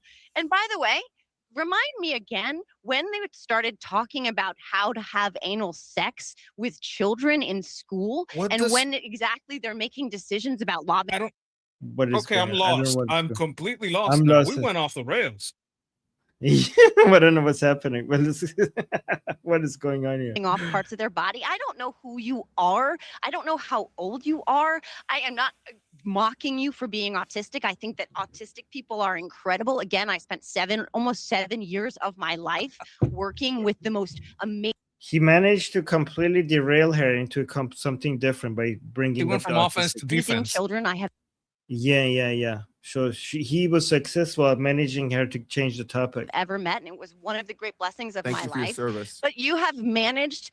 Don't mock. Don't. If that's supposed to be like mocking me, My God, this guy is completely controlling her. I don't appreciate that Hilarious. whatsoever. I was appreciating what. Yeah, like, no, this is exactly what you're supposed to say. Like, no, I was being serious. Supposed to be like mocking me. I don't appreciate that I whatsoever. was appreciating what you did. Why are you? Yeah, but I don't take a lot of the things that you're saying seriously. You just said that women aren't cut out for sports. Like that's the kind of shit against men. that makes Against people. men.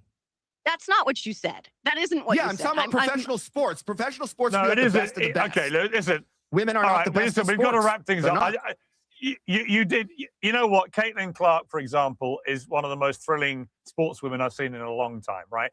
The whole reason I feel so passionately about this issue of not letting trans women compete in women's sport is so that people like Caitlin Clark can be genuine superstars in the women's sporting arena and not have to worry about 6'9" guys suddenly saying, I'm a woman, and coming in and taking their place on teams. That is what we're seeing happening more and more around the world at all levels of sport. But Jarhat doesn't think it's happening. I simply say, Google it and surprise yourself. I want to add a point here at the end. None of them are discussing the point he made. It doesn't matter how much you think women's sports is important, or I think they are or aren't, or Special Olympics or whatever. They're talking about numerically.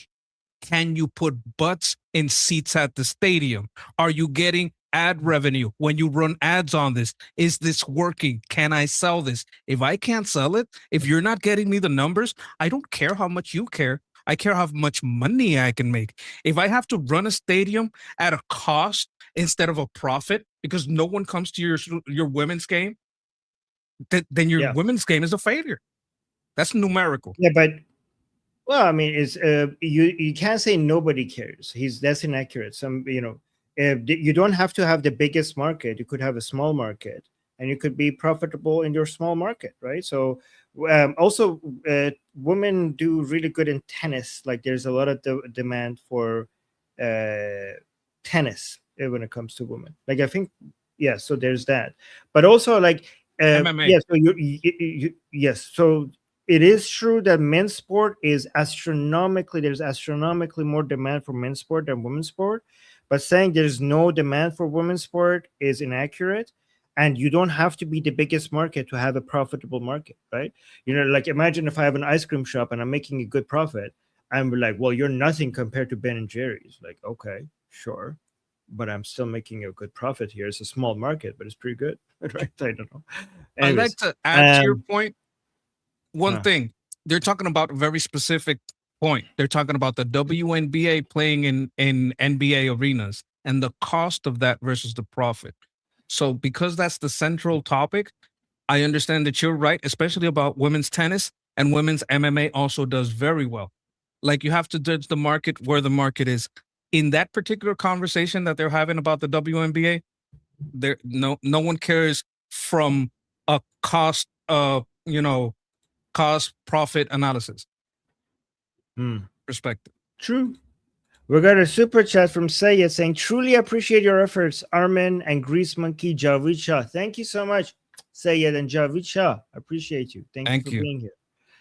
All right, let's go back to, I just wanted to take a break from the war situation and now That's the funniest Piers Morgan clip ever. I want to thank you for that one. Rare W for Piers there.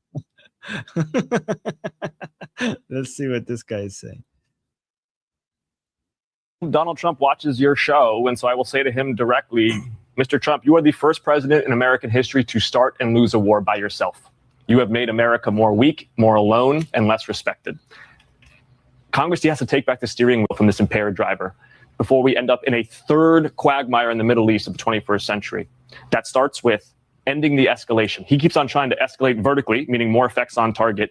Iran escalates horizontally, bringing in other regional players, other infrastructure assets into the fight. Iran is winning that escalation ratchet. We got to stop it. We got to negotiate transit through the Strait of Hormuz.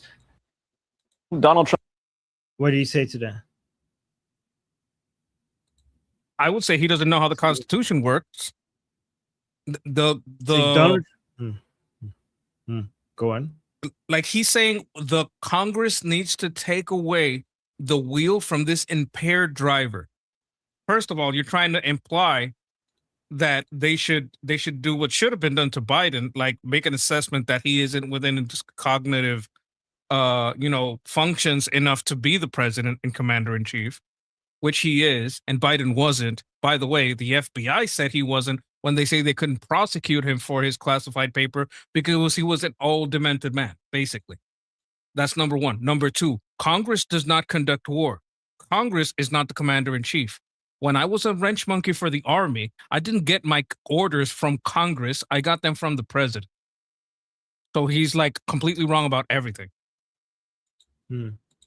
What do you think? Here's the other part I want to respond to. Saying Donald Trump watches Fox News, so I will say it to you here directly. Mr. Trump, you are the first president in history to start and lose your own war by yourself. So he's wrong on 2 counts, both to start and lose. It didn't start with President Trump. This is a war that started 48 years ago in 1979. The Islamic Republic declared war against the United States. This is part of that war that the Islamic Republic started 48 years ago. So that part is wrong. The lose part is also wrong because it's not over. And the Islamic Republic has lost so much more in this war than the United States. The Islamic Republic has lost most of its military and its economy is falling like a rock. U.S.'s military, U.S. hasn't paid like a 1 in a million compared to the price that the Islamic Republic has been paying in this war, and its economy is rising. So even short term, is not losing. But even if it was, the war is not over. So you're judging too early. It's premature judging. So those are the things I would want to say. Agreed. Oh, we got a super chat by Russ Chadwell saying, should the Immortal Guard create a battle of, how do you pronounce that? Saratoga? Saratoga type moment at some point, which way would U.S. involvement then likely go? Do you know about the Battle of Saratoga? I don't know what that battle is. Well, it was like they surrounded a British general, General John Burgoyne. He was forced to surrender his entire army on October 17, 1777. But here's the thing about that. We can't tell the Immortal Guard what to do, right? Like, YouTube is a little iffy about that kind of thing. Like, we do appreciate your super chat, but we can't tell them what to do. And I understand that the way you're phrasing it is very, very intelligent, but I don't think that can be done, because to surround if you were, and we're just talking about the Battle of Saratoga, when that general was surrounded, he was surrounded by a lot of armed men. You understand? When that happened in October 1777, right? John, he was forced to, his forces were surrounded. Like, General John Burgoyne was surrounded by armed militia, which is a very different situation. And another reason why we say that no sacrifice should be in vain. Like, lives are valuable. We can't control what you do, but keep that in mind, whatever you do. Okay, so the Battle of Saratoga was a major turning point in the American Revolutionary War. American forces defeated and captured an entire British army in upstate New York. This decisive victory proved to foreign nations that the Americans had a real chance of winning, prompting France and later Spain to officially enter the war as American allies, providing crucial troops, naval power, and financial aid. Okay.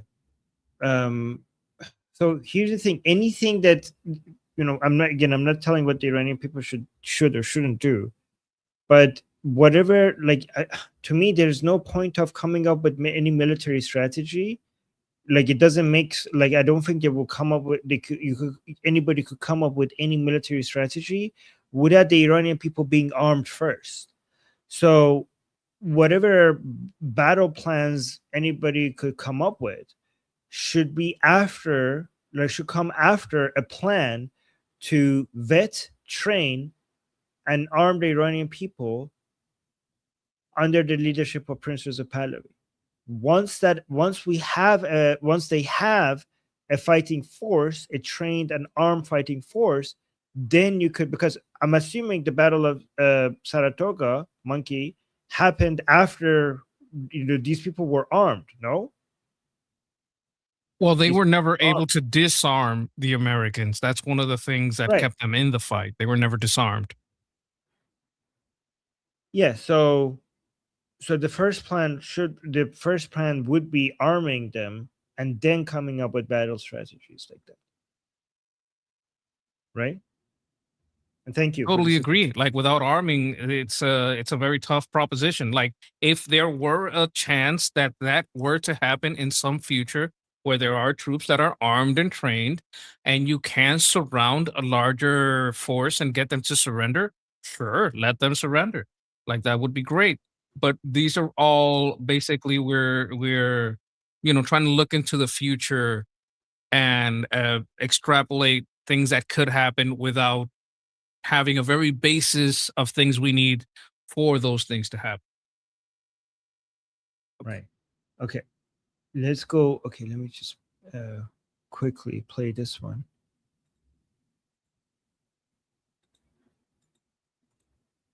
And you would have to ignore all of what happened in the last 18 months. You would have to ignore the fact that we have seen a massive spike in violent acts committed against ICE and other federal law enforcement. These guys wearing the badge and enforcing our laws feel like their lives are under threat every day. There's a real good Every answer to that, which is that they should operate under regular rules of transparency and rule of law that every single other law enforcement agent in the country has operated in since the time immemorial. Well, and they don't do that. They're and ICE is set up. Can you stop that a second?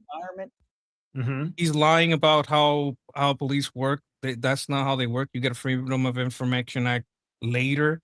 We do have now body cams, but that's something that's something that came after BLM.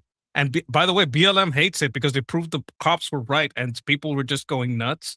So he is basically lying. Go on. And rhetoric from Democrat politicians in this country that have put a target on their backs. To set up an army of mass thugs roaming the streets and rounding people up and then blaming people for reacting it is just gaslighting. Riddle me this. Obama was able to deport more than 3 million people without all of this chaos, without having to give agents these shock gloves, and there were murders of American citizens in our streets. And he was able to do it. So it seems like there can be immigration enforcement. What murders are you talking about? I'm talking about Renee Good, Alex Pretty. Have there been convicted murders in these cases? We've seen the video evidence, which shows a very just for the record, they were you're flat overly calling them aggressive. a murderer. Is that what you're saying? I'm saying that they look like they murdered those people in cold blood in broad daylight. They murdered her. Is that right? Hey, I'll say it. It looked like those agents murdered those innocent American citizens in our streets. And there's a way to do immigration enforcement without all of this chaos, without all of this violence. If people Obama showed us that it's possible. There wouldn't be chaos. No one was. But why then are mass Can you stop it 1 second? Communities? Yeah. Yeah, you know why Obama was able to do that? If he did that, because she might just be lying. Oh, it's almost done. Let it run. I'll say it after. Immigration enforcement without all of this chaos, without all of this violence. If people Obama showed us that it's possible. There wouldn't be chaos. No one was. But why then are mass agents going into communities and terrorizing them? And I agree with you that. Okay, so the most important thing that she is not recognizing is that when Obama was doing it, the state police were helping. They weren't leaving their hands off. They weren't, not assisting. They weren't not like the police during Obama's era. When you arrested an illegal immigrants, they would call Homeland Security. They would call ICE, right? What we're having now is that the police are letting them loose after committing crimes. And then the ICE is in the situation of not only being immigrations and customs informers, they also have to be enforcement. They also have to be the police. So because the police isn't doing their job, ICE, which is a police force, has to do double duty because usually they're policing illegal immigrants that have been identified by regular police. They may do some investigations and go into some places where they are not incarcerated yet, but because local police has a policy of letting them all go, they're endangering the community, but they're also endangering ICE because they're not providing the assistance that they provided during the Obama era. This lack of cooperation is a new thing, and she is acting like it was more controlled back during the Obama era. Well, yeah, sure, because back during the Obama era, there wasn't like, oh, we're not going to listen to Obama. Obama's troops, they're Gestapo. Our police is not going to cooperate. Our judges are going to let everybody go. None of that happened during the Obama era. The judges would keep them locked up and turn them over to ICE. Yeah. By the way, we should really good takes. I do want to make sure that we talk about Karoline Leavitt leaving the White House. But before that, Russ Chatwell give us another super chat saying, to clarify, once a viable fighting force is in place under Pahlavi and proving itself, do we lose the United States or better acquire it? Oh, I think, Monkey, if I'm correct, he's saying like once the Iranian people are armed and we have a fighting force under Pahlavi's leadership, then would the United States get more involved with aiding the Iranian people or less? That's what I think he's saying. I think there's a little bit of a disconnect. Once a viable force is in place, like if that happened, that would be in conjunction with us, the Israelis and some other, like, so that would not be a separation there in the training. Do we lose the United States or better acquire it? I think because if you recognize the transitional government, elect for the transitional body Pahlavi, and have his team on it, I don't think his team would be against aid in training and vetting security forces, in aiding in the creation of a basic government systems. Like, I don't see why the disconnect would even be there. After that, are we talking about, are we going to be helping each other with companies that are mining rare earth, oil? Like, I don't see why there would be a disconnect. In fact, if anybody would be willing to let us have bases, like maybe Saudi Arabia isn't, is kind of like reticent, in Kuwait or Jordan, because when they get hit, they're not, they're not super away from everyone and super safe. Well, maybe, and this is something I said before, Iran could have a deal with the US that once the Isfahan, Fardo, Pickaxe, and I always forget the other one. Once these places are cleared, the US could have a deal where there are bases there, and we could help in the defense of Iran, and Iran would let us have a place there that could be a staging ground for any emergency assistance that we need to do, any type of humanitarian mission, any type of defense actions that we would need to take, we would be able to take from those bases if that would be allowed. Natan's, thank you, Chad. Jeffrey knows. I always know. But, that would be the kind of deal I would strike with them, because it would allow me to retire from the other places and have a fortified place that's harder to hit, far away from civilians. That's a great answer. Thank you. Thank you, Russ, for the great question, and Monkey for the great answer. Okay, we were supposed to talk about this earlier, and I almost forgot. But now, Monkey, do you want to read this? Our wonderful White House press secretary and one of our most trusted aides, Karoline Leavitt, will be departing her role at the end of the month, so she can spend more time with her beautiful young children and family. A decision I totally understand and respect. Karoline will now be one of my top outside advisors and influential voice within the Republican Party. As we work to defy history and conclusively win the midterm elections, Karoline has been a real leader in the White House and has done a phenomenal job fighting for justice, liberty, and freedom since 2018. Including our historic re-election campaign of 2024. Karoline has been one of the best White House press secretaries in the history of the office. Thank you, Karoline, for a job well done, President Donald J. Trump. Yeah, I love it when you. Okay, and then now let's see. Karoline was actually really great, right? She was so good at her job. But let's actually look at this video. Mama. Our 2-year-old son, Nico, in the Wait, midst. hold on. Let's go back.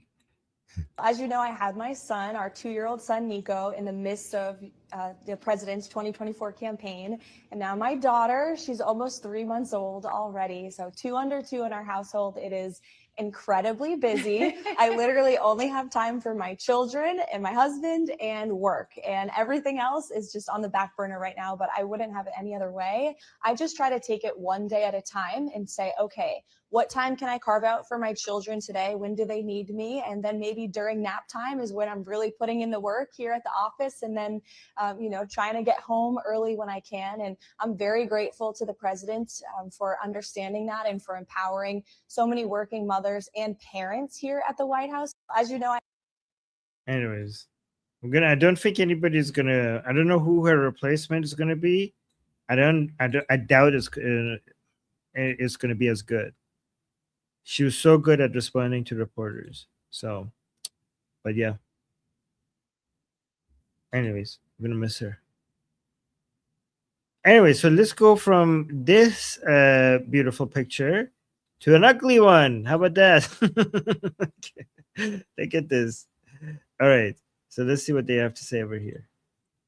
President Trump last night, he posted on social media a photograph of him and First Lady Melania Trump in formal attire, next to a photograph of you and your wife. You appear to be in a restaurant booth or something. Your wife is a psychiatrist. She's wearing a hijab. The caption was "Two very different Americas." What was your response when you saw that?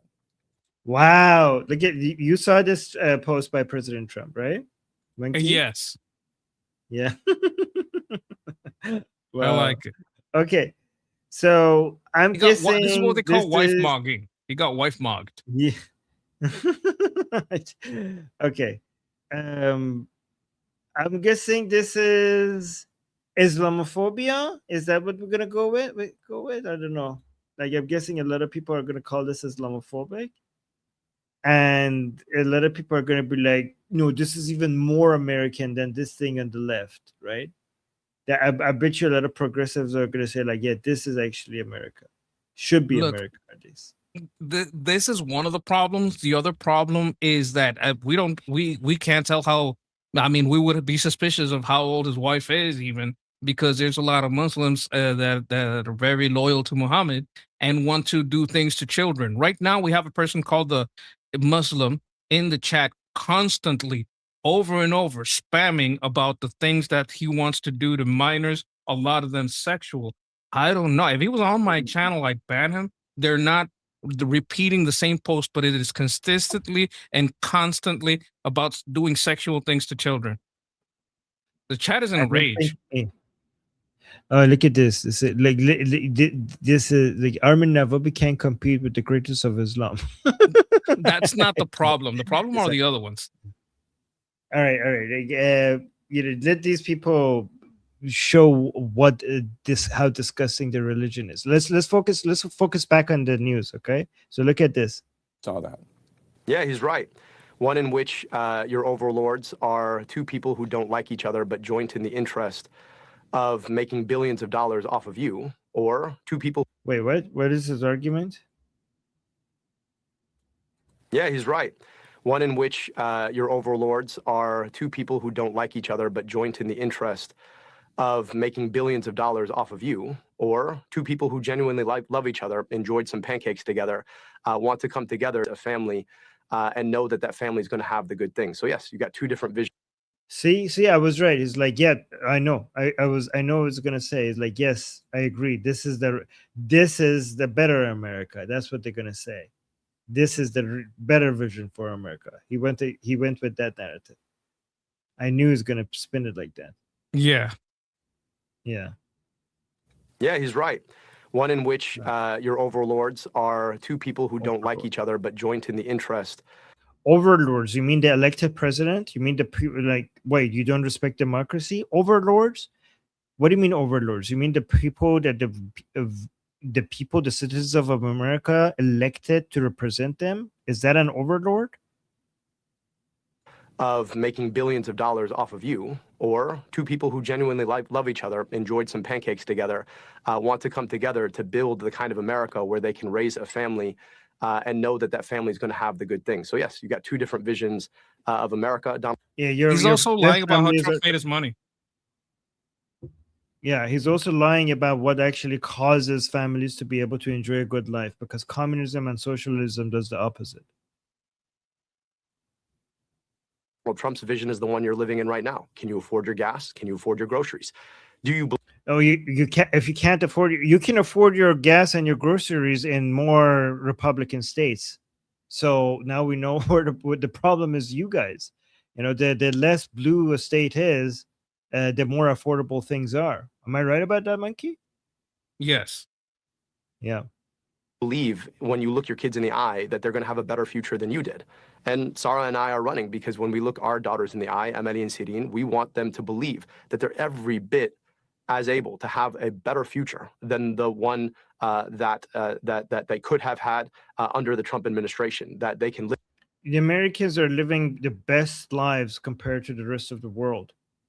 On average, there's some of that. This is one of the highest standards of living in the world is in the United States compared to the rest of the world. It's only getting better. Live together with their sisters and their brothers in America in a way where they lock arms to build the good things that they deserve together, where they know they'll have the healthcare that they need and good jobs, and that they don't have to go 50. You get the healthcare that you need by increasing competition between healthcare providers and insurance providers. You increase competition. That's how you get lower prices, better services, higher quality services. You get less healthcare. You get less healthcare when you get the government involved. You make it more expensive. You pay for it differently, but you trust me, there is no such thing as free healthcare. Every time you hear free healthcare, what they actually mean, more expensive healthcare that you pay for it in a different way, and it's also less efficient. Look at the waiting times in Canada, by the way. 15 minutes, and know that there are kids who live 15 minutes away whose lives are very, very different than theirs because we've been for far too long okay with a level of inequality in this country. I want them to live in an America where they can breathe clean air and drink clean water. And actually, Sarah and I like each other. I don't know about the First Lady and the President, but from what I've heard, it's a bit of a rocky road. President Trump. So it's interesting how he knows how to use flowery language to sell you this crap. But the thing is that he couldn't be more wrong, but he is very convincing. Like, these people know how to sell garbage. Flowery purple language is the #1 weapon of socialists and communists. Yeah. As bad as his ideas are, he's a good salesperson. He's a very good salesperson. And that's all you need. You don't need to be right. You just need to know how to speak. And he does know how to speak. Yeah. Well, you have to understand that he also has to find a platform that won't challenge him. So I can't let Jake Tapper. This is the guy that said Biden is fine, Biden is great for years, and then acted like, oh my God, we knew something was wrong. I tried to sound the alarm bell, blah, blah, blah. This is Jake Tapper. This is one of the most disingenuous, lying, piece of garbage reporters that there is in existence, right? This is part of the evil Democrat machine, right? Like, this is a partisan network, and he is basically a Democrat pundit. That's how I see Jake Tapper. Well, let's look at, Ted Cruz posted this video saying horrific, taxpayers should castrate kids. That's today's Democrat. Really, he has this position over trans stuff as well? Let's listen to this. Healthcare should be a choice made by a patient and their doctor. If that patient is under the age of 18, the parents as well, right? And I believe that Medicare for all should cover all healthcare. Yeah. Which is defined by what a patient needs in accordance with their doctor. So that includes reproductive rights, right? That includes gender affirming care. Healthcare should be a gender affirming care. So that means that taxpayers should be able to pay. So here, Abdul El Sayed says he wants to use his socialist government-run healthcare scam to cover gender mutilation surgeries for children. Wait, gender affirming care? Did you say that for children? Because I think like even some leftists think that's too far. Let me see. Listen to this again. Which is defined most of them. By a patient. Yeah. Let me see. Healthcare again should be a choice made by a patient and their doctor. If that patient is under the age of 18, the parents as well, right? And I believe that Medicare for all should cover all healthcare. Yeah. Which is defined by what a patient needs in accordance with their doctor. So that includes reproductive rights, right? That includes gender affirming care, healthcare. So I don't know where he said children. I don't know where the children comes from. He said that at the Didn't beginning. mention- That includes children under 18. Oh, okay. Okay. And if he's that trying to have the person is same under- cadence oh. as Obama. He's been studying Obama. Yeah, if that, oh yeah, he did say this. He said, if that patient is under the age of 18, I believe that Medicare for all should cover all healthcare. That includes gender affirming care. He mentioning the gender affirming care about the under the age 18, like were they connected? Yes, these people should have health care, and if the doctor says this is the health care, they should get it. Yeah, there should not be any gender affirming anything for children. I mean, once you're Well- 18, you do you with your own money, not with taxpayer money. But with children, this should be illegal. Well, this is child abuse. Here's the thing. Why? He doesn't care about those people. He doesn't agree with them. Why would he do that? For power, sure. But isn't there also a thing in Islam where they agree that, if the parents and the child agree, a lot of things can happen, from medical to marriage, right? Not medical. You're not allowed to change you're not gender affirming care. I mean, depends on which I mean, he's not a Shia, right? He's a Sunni, right? So No, I mean, he gender doesn't care what the non-believers do. I'm like saying, how can he manage this for believers? Yeah, I mean, this is against Sunni Islam, this whole gender affirming care. No. Okay. Let me explain it different. If you're trying to say that the laws around what a parent can authorize a kid to do should be stronger, wouldn't that also lead to parents being able to marry off their kids? I think like some people would argue that's a stretch. That already happens in America. Yeah. If the parents I mean, consent, they do that already without the really? Oh yeah, you're right. In the United States, that's already legal to marry off your child if the parent consent, right? In some states. So I if he think wants to Muslims think- normalize this and lower the age of that, like you have to see, like, he doesn't care if the infidel ends his bloodline and has a sex change operation. Let them do it. They're not Muslims. Let them end their generations. Good for them. Let them wither and die. He doesn't care about them. If he were a true, he might not even care about Islam. He just wants money and power. That could also be the case. You get what I'm saying? Yeah, I would. Yeah. If I had to guess, I think he's just for him, all of this stuff, Islam, communism, progressivism, gender affirming stuff, this is all just tool. Most of the Grift. time, yes, most of the time it's just about them. You know what I mean? Most of the time.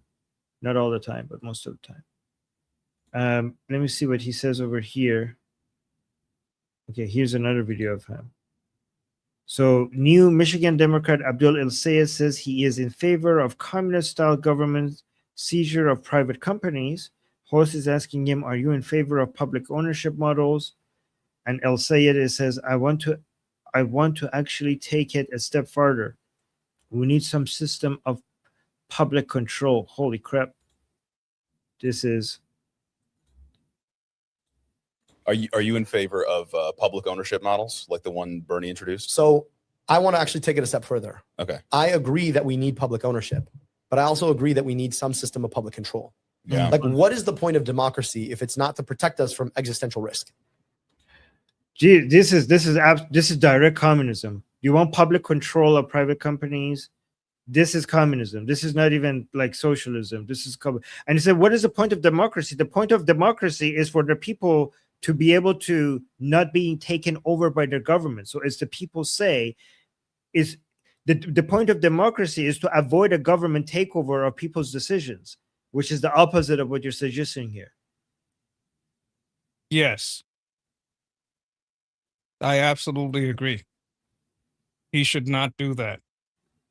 Another thing I'd like to say about that is, how is he going to do this by force? Is he just going to start confiscating businesses? Like we have the problem in Puerto Rico where our company that was for electricity was basically a public company, right? Because of that, what the government was doing was taking from increasing the power bill and paying themselves raises in the Senate because of that. You understand what I'm saying? They're increasing their budget, increasing their payment, increasing their diets because of that. And I think it's disgusting. Yeah. Guys, at the end of the day, let me summarize. Maybe here's a good summary of what is, socialism and communism and all of these leftist economic policies. Okay. It's taking resources away from the productive parts of the society and giving it to the less productive parts of the society, right? And that requires two things. That requires fascism. That will cause two things: fascism and poverty, right? Let me make this very simple. Okay, almost all economic plans, socialist or communist economic plans, requires taking money and resources from productive elements within your society and giving it to the unproductive elements of societies. And the reason why that causes fascism and poverty, it creates fascism, is because at the end of the day, that requires you to force people to give up something that they don't want to give up. So it's against their freedom. It's against property rights. It's against the people who produce things and they want to benefit from what they have produced. So you require force. The more and more you want to do this, the more force you need to use to take away from people things that they don't want to give away. And the more you do this, the more government control. It's not just economic control, it becomes also political control. And that's why communism leads to fascism. That's one. Two, it creates poverty, because the more you take away from what produces wealth and give it to parts of society that doesn't produce wealth, the less wealth your society is going to produce. The less wealth your society produces, the more poverty you're going to have. I think that's a summary of everything when it comes to communism. That's absolutely true. Right. And thank you. We got 2 super chats. Thank you, guys. One from Sayed saying Islam is a religion of Satan. Hey, now don't be insulting to Satan. I'm just kidding. But yeah, but that's actually, I think that's an insult to Satan. That's funny. That is funny. Thank you, Sayed. No, but like all jokes aside, I did write an article about that. Like I'll throw it in the chat if you guys want to read it. Yeah, put it in the chat. And thank you for the super chat. Appreciate Roman that. with the super. Yeah, Roman with the super chat saying public control is the fascist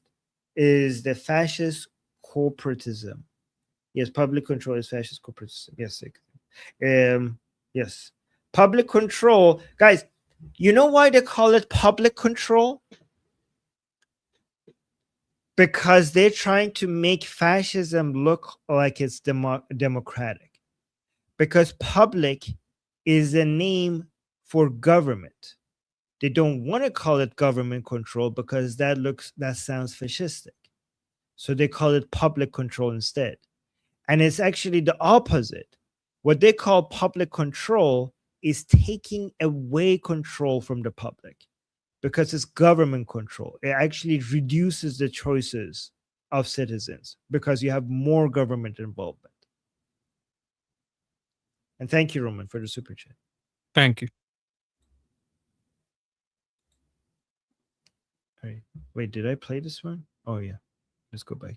Are you in favor of public ownership models like the one Bernie introduced? So I want to actually take it a step further. Okay. I agree that we need public ownership, but I also agree that we need some system of public control. Yeah. Like, what is the point of democracy if it's not to protect us from existential risk?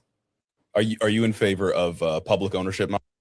So yeah, this is very dangerous. I don't know if enough Americans are paying attention to this. This is why I'm highlighting this, because guys, the midterms are coming soon.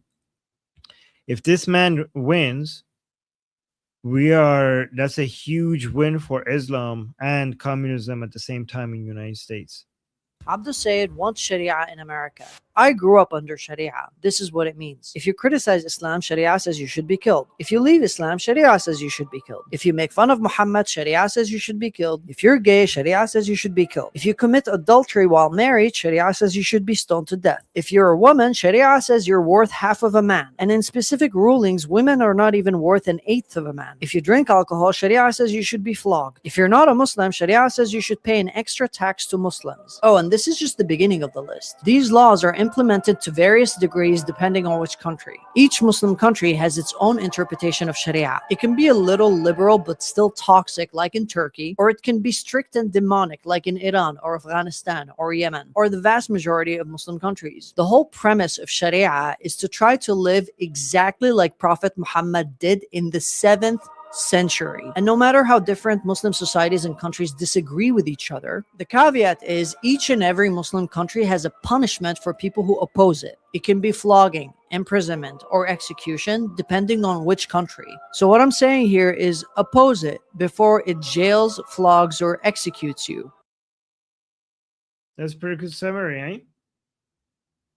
I want to say it again, and I want to just point it out there.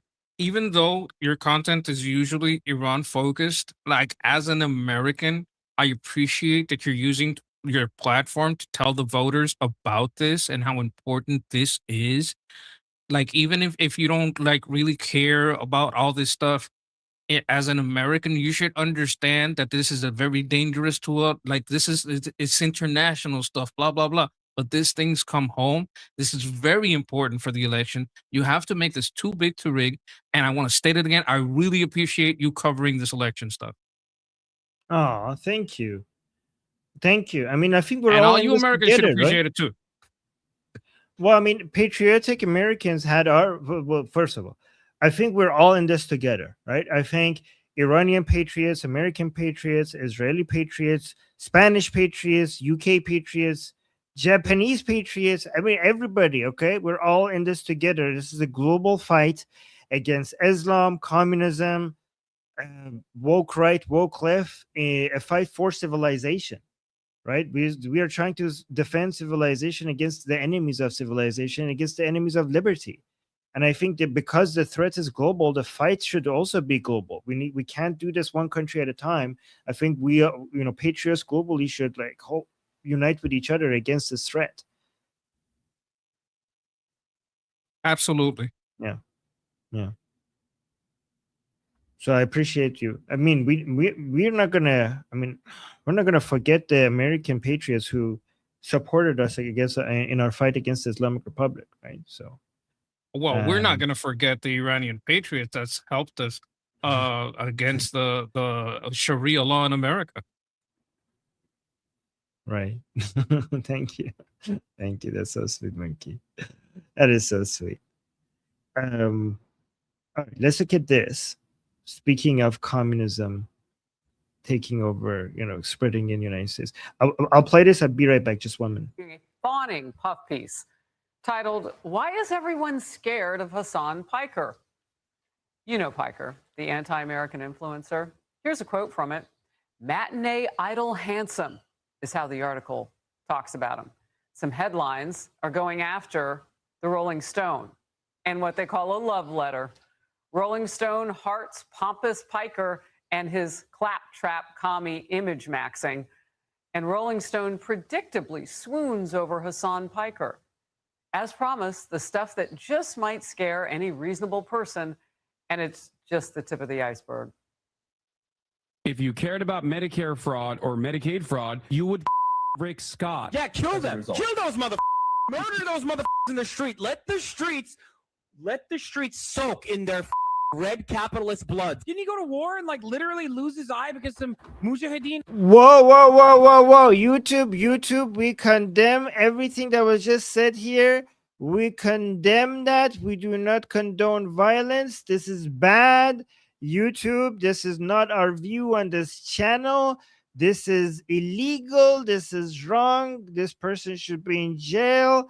We condemn everything that was just said. Holy crap, I wasn't even on screen when he said that. Like, YouTube, please, this is not our view. God damn it, man. This is just, I for like agree 10 completely. seconds. Yeah. You agree For, with me, not him. also for my channel, we don't like Islam. We don't like the things that are being espoused as far as jihad and murder, and also this communism stuff about killing capitalists in the streets. It's terrible, horrible things. We disagree with that completely. We are looking at reacting to news. This is news. We're reacting to news. That's it.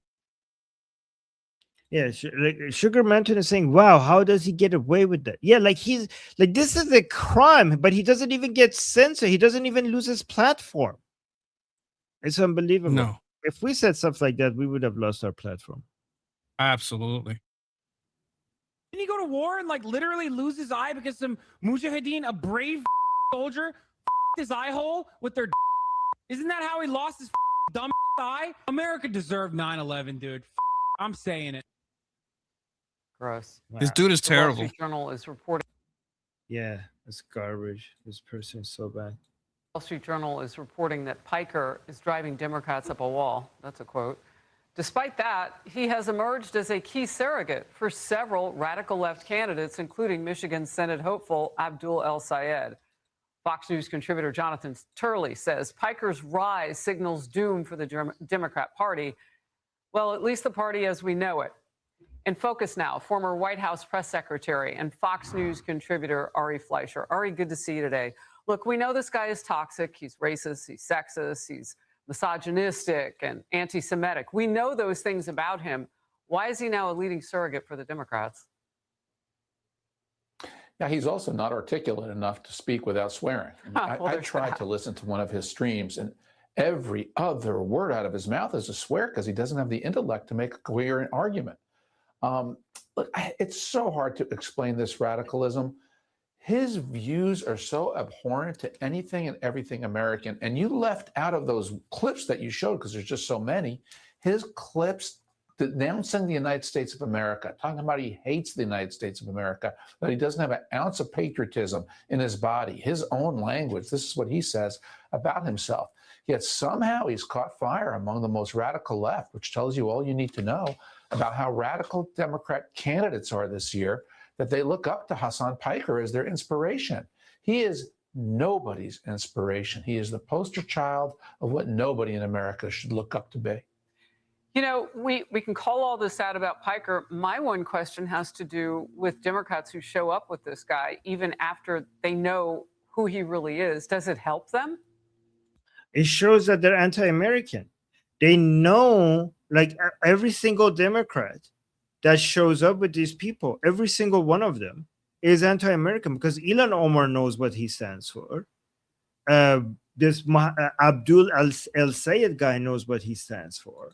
They know that, and they still stand with him because they're also anti-American. They might not be as open about it. Sometimes they are, but not as much as Hassan Piker. But the fact that they see him as an ally, it makes it obvious that they all are anti-American. Every single Mamdani is anti-American. They hate America. Oh, yes. No. In a primary, unbelievably, it does help them. I mean, this is what's how left, how extreme, how radical the Democratic base has become, and how few people vote in the Democrat primary. So if you can get the energetic anti-America base out, it helps you in a primary. In a general, it's the kiss of death. And this is why every Republican running everywhere is going to tie their Democrats to Hassan Piker, particularly in Michigan, where Abdul El Sayed brought him in to campaign. And now I'm an advisor to Mike Rogers' campaign. But this is visible for everybody to see how Abdul El Sayed has made Hassan Piker basically his running mate. The challenge Republicans have is to take somebody who has almost no name ID when this began and make him somebody that everybody votes in the midterm election has heard of. That's going to take a lot of money, a lot of investment, but they have a lot to work with Hassan Piker. You said it yourself. He keeps putting more material out, and some of the stuff that's like a year old or a couple of years old is so. Yeah. Anyways, he doesn't like America, but like what, which country he likes? He loves China. He loves the CCP. Look at this. Hassan Piker celebrates being given a copy of Mao's Little Red Book in China. His friend next to him is saying, "This is more important than the Bible." Look at this. Jesus Christ. Yeah. Chat. Look at his face, how excited he gets. This is Mao's Little Red Book. Chat. Oh, no way! It's a small one. And it's the first version. It's the first. Wait. Yeah. Really? Is that a Bible? No, that's a Little Red Book. It is basically. The Little Red Book? The Little Red Book. It's the Red Bible is what it is. Okay. Yeah. Some may say more important than the Bible. Some may. Especially over here. Yep. Yeah, I know. That's crazy. Chat. Wow. See, look at his face. It's like a kid on Christmas. Look how excited This he guy is. is basically scum. I'd like to share something about this, but it's more about a point on Rolling Stone. If I can. Go ahead. Yeah.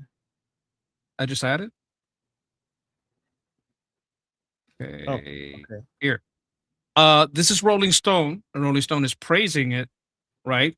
And this is Hassan Piker. Hassan Piker's main opposition, the Hermit King, says this wouldn't be the first time Rolling Stone romanticized terrorism. Do you know who this is? This is the Houthi that Hassan interviewed. This is a Houthi pirate. This is a terrorist. You know what the Houthi model is? Are you sure? Isn't that somebody from the Boston bombing? Oh, that. Okay, so they may have done. I may have gotten his face confused because he looked like the other guy, but he is a terrorist. I got the wrong terrorist. I'm sorry, chat. He did interview a Houthi that looks a lot like this. In my defense, but this is the point stand. This wouldn't be the first time Rolling Stone romanticized terrorism. See that? Yeah. Getting the best picture. Like I just found this because I really don't like Hassan. See that? That's Rolling Stone romanticizing terrorism. I knew. I bet you anything that Asmongold replied to this bullshit, and he had. This was his reply, and I thank him for that. Yeah. All right. Look at this now. Look at this. This is the part that Fox News left out. And oh my God, I can't believe they're walking over the Israeli and the American flag. Like, suck my dick, dude. They can do whatever the fuck they want with the American flag and the Israeli flag. I wipe my ass with the American flag. Fuck this. Hell yeah. As a communicator, especially as a communicator that is in the United States of America, I understand the utter moral depravity of the average American. In order to make a more convincing argument, I always try to message to the room that I'm speaking to, if that makes sense. So it's crazy that a person who has said that I wipe my ass with the American flag, like actual candidates for Congress and the Senate are standing next to somebody and being endorsed and doing campaigning with somebody who has said that I wipe my ass with the American flag, and they're still considered to be illegitimate. Like, not only that's not hurting them, it's helping them. I think the place where El Sayed is at, no one has won there since '74. On the Republican side, it may flip. This guy is so terrible that it might flip. Did you know I don't know if you know this, that there's a big controversy that they're saying they cheated. The Democrats cheated like they did to Bernie Sanders, so he wouldn't win because he would definitely lose on the large election. That they did the same thing to Hong. They turned off all the machines, restarted it, and put the count in by hand, and then they said she lost, but she was winning. Okay. I'm not gonna believe that until there's like any hard evidence, but yeah, maybe that's true. Oh, I'll find the video then. Hold on. Okay. Well, not right now. Let's because but because there's so many sometimes claims like that people are making, and there's like, I'm not saying it's not true. I'm just gonna be skeptical about it. But anyways, I don't want to focus on that right now until I do some research separately from this live stream. But let's actually look at more of. Go back to Hassan quicker here. I mean, it's Eric Doherty. Yeah, I don't. Okay, I don't want to play that today. Okay, we could send it to me on Telegram, but let me do this. I hate this fucking country so much. Overall, what my favorite flag? Yeah, Hezbollah. Look it up. Dog, if Hezbollah is a terrorist organization, America is the top terrorist organization, which it is, by the way. America. Look at this. Can you like? People think we're exaggerating, Monkey, when we say that these people are anti-American. They think that because we are against them, because we don't see eye to eye, we're exaggerating. We're not exaggerating. Like it's the same thing with the Islamic Republic. Like with the Islamic Republic, we say like, oh, they want to take over the whole world. I'm like, okay, you guys, I mean, sure, okay, you're anti the Islamic Republic, we get it, but you're just going too over the top because you're so aggressively against the Islamic Republic. And then what I do, I just play the videos. Like, no, they say this, like, we're not exaggerating. And it's the same thing with these mother tuckers. When we say they're anti-American, this is not our interpretation. Like, it's not like, oh, we're connecting the dots and like, oh, because of this and this and this, it seems like they're anti-American. No, they say it themselves. Look at this. I hate this fucking country so much. Overall, what my favorite flag? Yeah, Hezbollah. Look it up. Dog, if Hezbollah is a terrorist organization, America is the top terrorist organization, which it is, by the way. America is the top dog in terrorism. One side is always going to be worse than the other side. America is worse than Iran. That much is 100% something I stand on. It's not even a comparison. America is the greatest terrorist on the planet. Also, you might have noticed something finally framed newspaper from 9/11, the morning of 9/12, the newspaper right there. America. Oh, Monkey, that's what you were pointing out last stream. Remember? I didn't know that. It's yep, there it is. He's pointing at it. Yeah, he's bragging with it. Look at this. He also said it's interesting because he said America deserved 9/11 and they made him take it back, and then he framed 9/11 in his put it back in his background of the newspaper right there. America deserved 9/11, dude. Fuck it. I'm saying it. Musicals. They make a lot of musicals. I can show you some of them.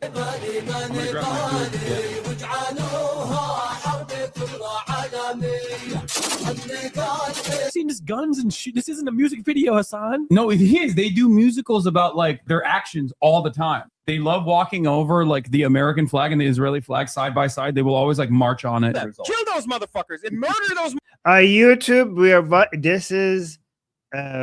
This is against our views. Monkey and I do not agree with this. We're just reporting what Hassan Piker believes in. We do not support this. We're against terrorism. We're against murdering people. This is a crime. This does not represent our views, right? Yes, it does. Okay. And children can't consent. Yes. Fuckers and murder those motherfuckers in the street. Let the streets soak in their fucking red capitalist bloods, dude. Okay, no, do not do that. Do not do that. That is evil. That is a crime. We are against that. We are just highlighting it to show how evil this person is and how wrong his view. Up to me at anime expo, they're like, Hassan, you radicalized me and I got shot. You want to see my room? I don't give a fuck what black people care about. Oh, black people care about this. Black people care about that. Like, shut the fuck up. That's not how politics works. I'm a propagandist. Well, no. For the record. No, I'm not calling I'm a it that. propagandist. I'm just saying. I'm going to play I'm saying I am. My God, Piers. See, this is why when I think Piers Morgan sometimes is too stupid, because of sometimes we think he's smart, but here I thought like, okay, Piers Morgan is not very smart, because I understood immediately he's saying like, I believe I'm a propagandist, and Piers Morgan like, no, I'm not calling you that. Like, dude, he's saying I am that. Look at how slow Piers Morgan here is. Look at this. Up. That's not how politics works. I'm a propagandist. Well, no, For the record. no, I'm not calling I'm a you that. propagandist. I'm just saying I'm going to No, play you. I'm saying I am. He's I mean- calling. Oh my God, he's so slow. Why give him the out? Yeah. I would have said we were what? Yeah. Oh, tell us more about that. Yeah. Yeah. No, I'm not calling you that, dude. He's calling himself that. So slow. Oh wait, is this the same video? Yeah, I played that one. I played here. Hassan Piker. See, Emily is sharing this as well. Emily Schrader saying Hassan Piker, Abdul El Sayed's campaign surrogate, is saying, oh really? I haven't heard this one. This is new. It's unconstitutional. Man, you can fuck and suck me from the back, okay?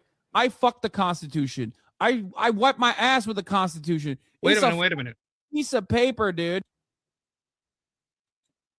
He said you can suck and do what to him from the back? This is very absurd.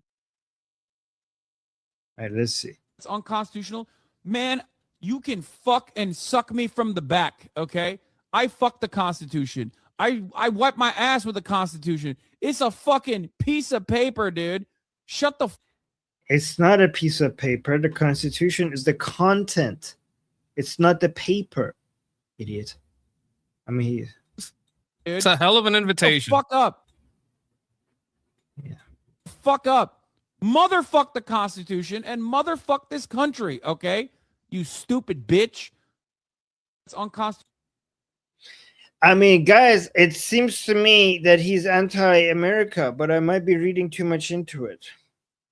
It seems to me that he might not. Yeah, maybe I think it's a stretch. Do you think we're exaggerating, Monkey? Like when I say he's anti-American, do you think like we're kind of like exaggerating what's happening here? He may not. I think he's not convinced on America. He's a bit iffy about capitalism. He's just criticizing United States. Okay, he's not anti-United States. He's just doing constructive criticism for the love of America. Of course. Of course. God damn it, man. This is such a disease. How is in most other countries, when somebody was this much against your country, this anti-patriotic, then any politician associated with it will basically be, forever dismissed as a potential candidate. Like, what has gone wrong in the United States where somebody this anti-American could support a candidate and that candidate will accept that support, and still that person is considered a serious potential, nominee? How does that happen? I've been saying bring back exile. Well, that's anti-constitutional, isn't it, in the United States? But hey, make the amendment. I don't care. Use an executive order. Charge him for treason. Look into his communications, into the places he's been with all these Cuban people. There's enough there. We got enough. We got enough to use under the law. We just have people that are too cowardly to use it, right? And maybe a little busy, but there where there is a will, there is a way. It's not just that he has committed crimes, it's that he has confessed and outwardly done so many things that are like against the law, basically material support, animal, like what seems to be animal abuse, admitting to it. This is not his second dog, his first dog. Like you can see him doing it. There's so many things he did, his associations. I would have definitely enough for discovery. And I bet if I get discovery, I'm going to find enough financial connection to say, you know what? You're a terrorist asset and we're getting rid of you.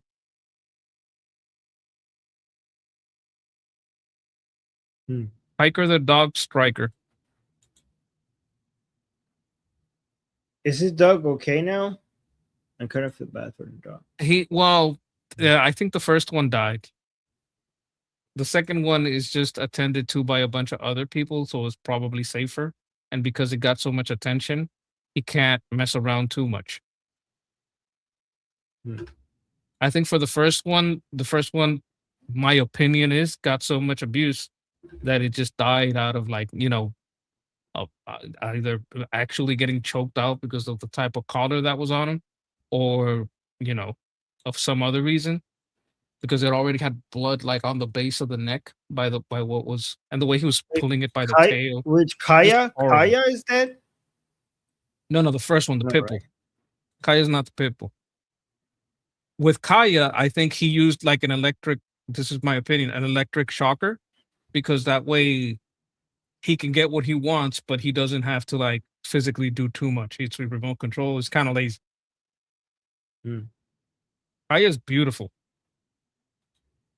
He doesn't deserve her.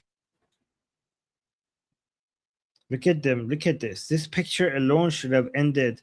This picture is all after all of the statements that I played for you guys from Hassan Piker. Like, this is after that, not before that. And he knows them. He's aware of them.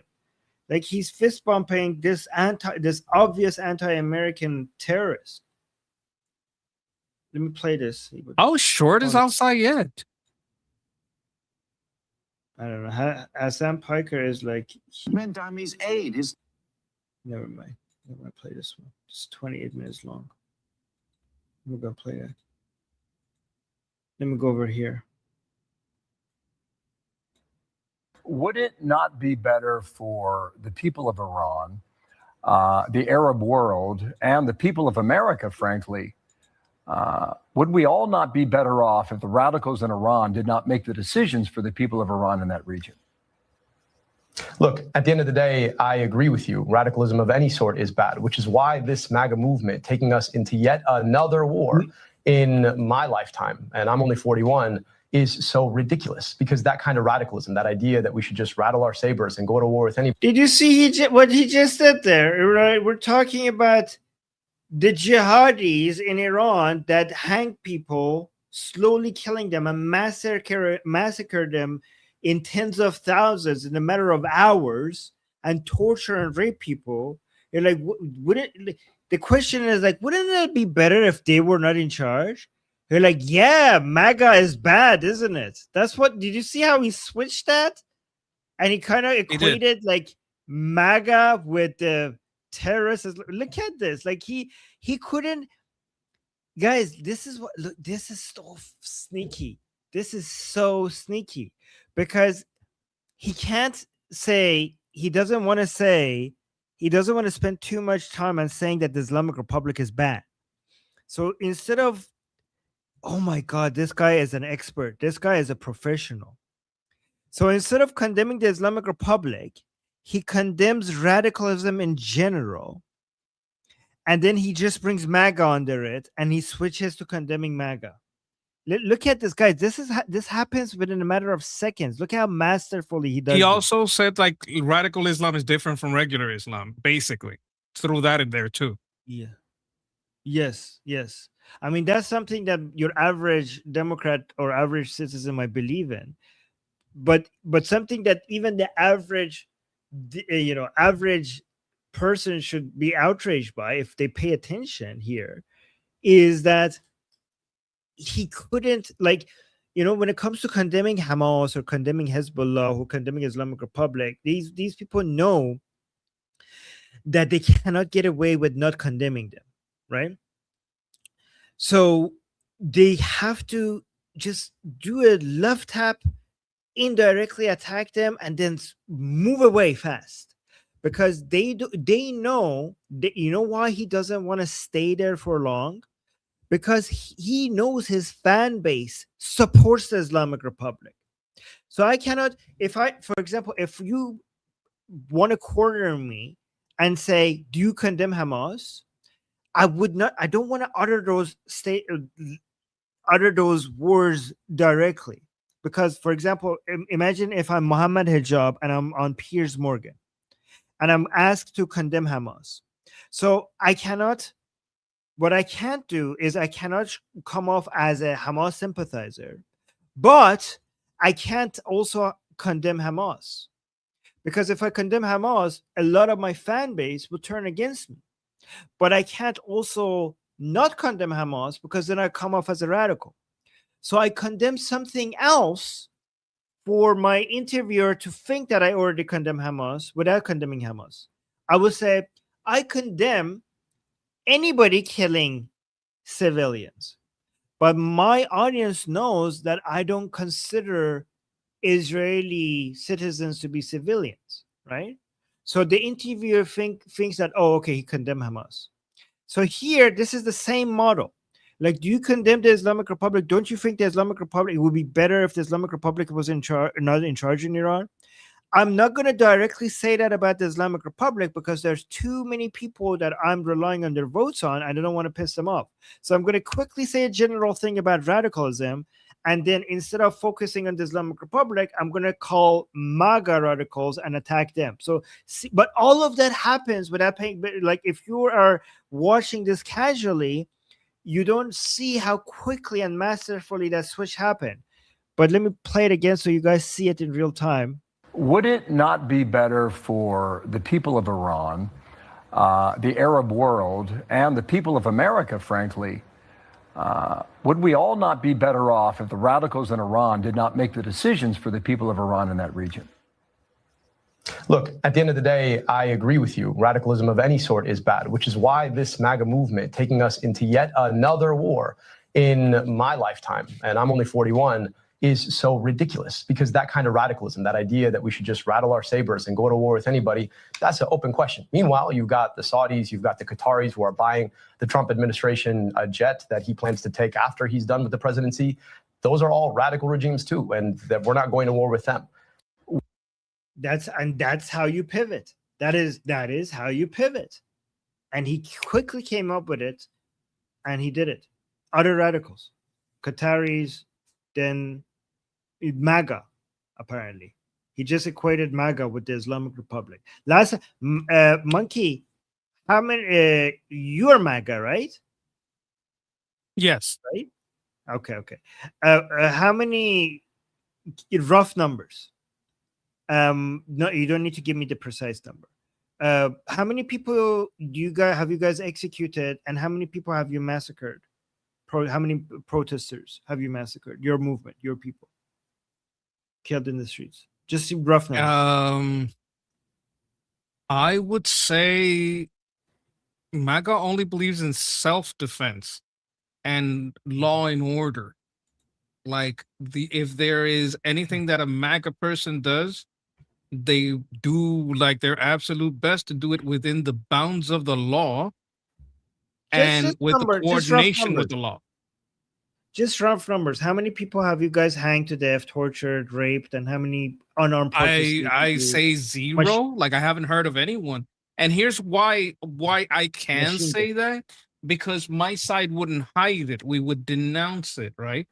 Like, no one, most of the people that were accused of being MAGA, there was this guy in Wisconsin, right, that killed 2 senators. It was later found that he worked for Tim Walz, had a bunch of No Kings fucking flyers in his car, and was a Democrat. But we got accused of oh, that was a MAGA guy.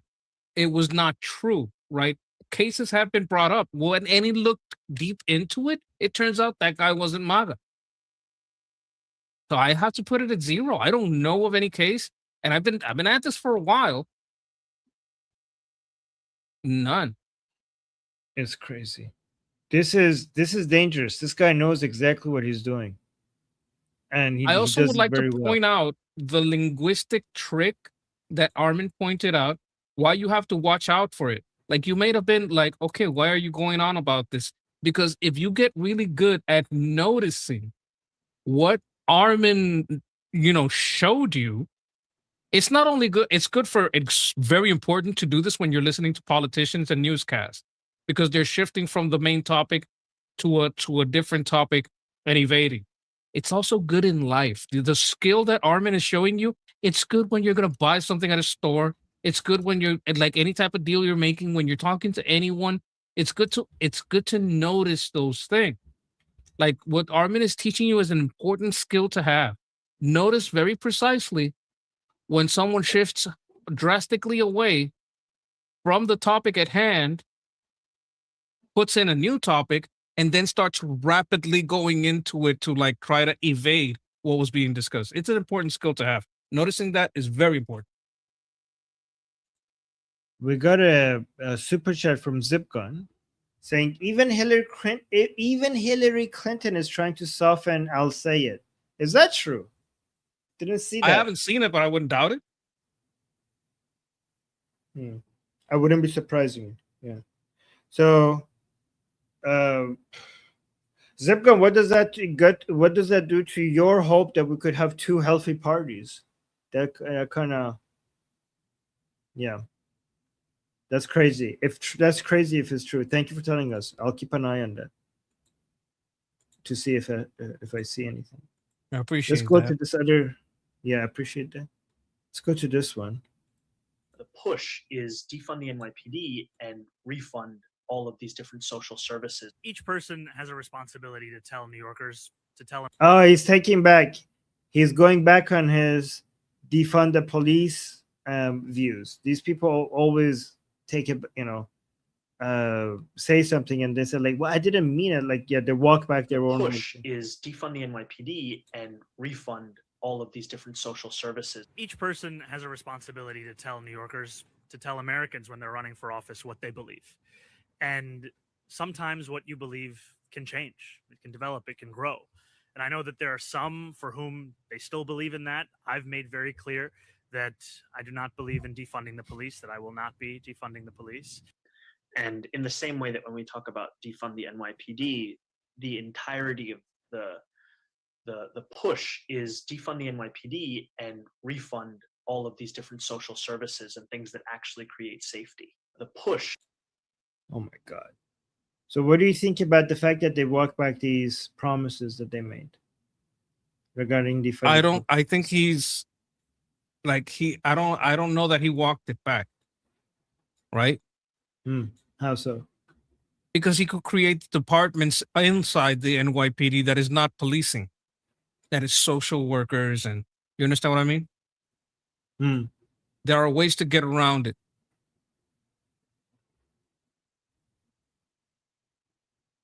Oh wait, we got another super chat. Zipgun is saying, watch Kara Swisher's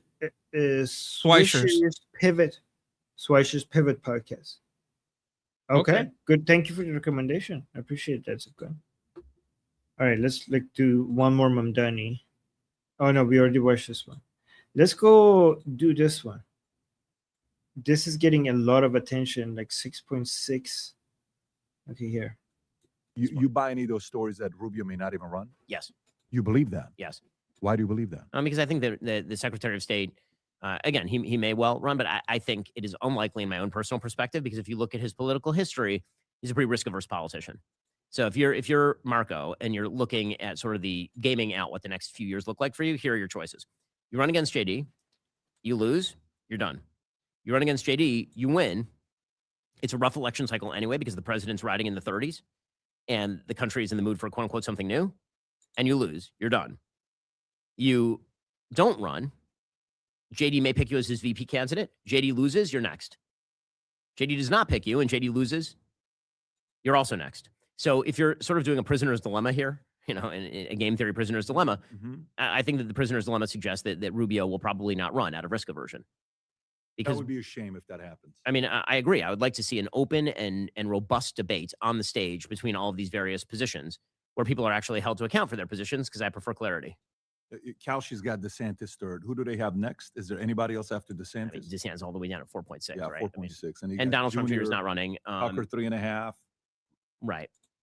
So and they're back to Trump, who constitutionally cannot run. He's so funny. He says, "I'm here to announce my." 2 weeks ago, he's so funny. So so DeSantis, no chance. You think this is a Rubio JD thing? I mean, listen, a lot can happen. It's still early. But again, if I were going to put my money on it, if I were in the Kalshi markets, I'd put my money on Vance. What do you think about that? That would be horrible. I don't think he's not gonna not run. Do you understand what I'm saying? I don't think he's gonna. I don't think he's gonna not run. Like he's he won't run. I think he will, because that would have been the same calculation to go against Trump last time. It's the exact same calculation, and he got himself a nice I hope job. he's wrong. I hope he's wrong, because we're kind of screwed if he doesn't run. No, like, well, not completely, but it would be a disaster. Almost everybody else is going to be a disaster. Am I I'm exaggerating? going to do the same game theory analysis he did, right? So last time he did run against Trump. It wasn't the end for him. He got even more popularity than ever. So why would running and losing be a bad thing for him if he just lost, but won so much in the end? Do you understand what I'm saying? Good point. Yeah, good point. Like he is ignoring the position he is in right now after running against Trump. That he's like skipping that. I don't know why, right? Especially from his perspective. He is now more popular than he has ever been after running and losing. Now, let's say he runs against J.D. Vance and loses. What? Let's game that out. Well, he could either be Secretary of State again or Vice President. Why?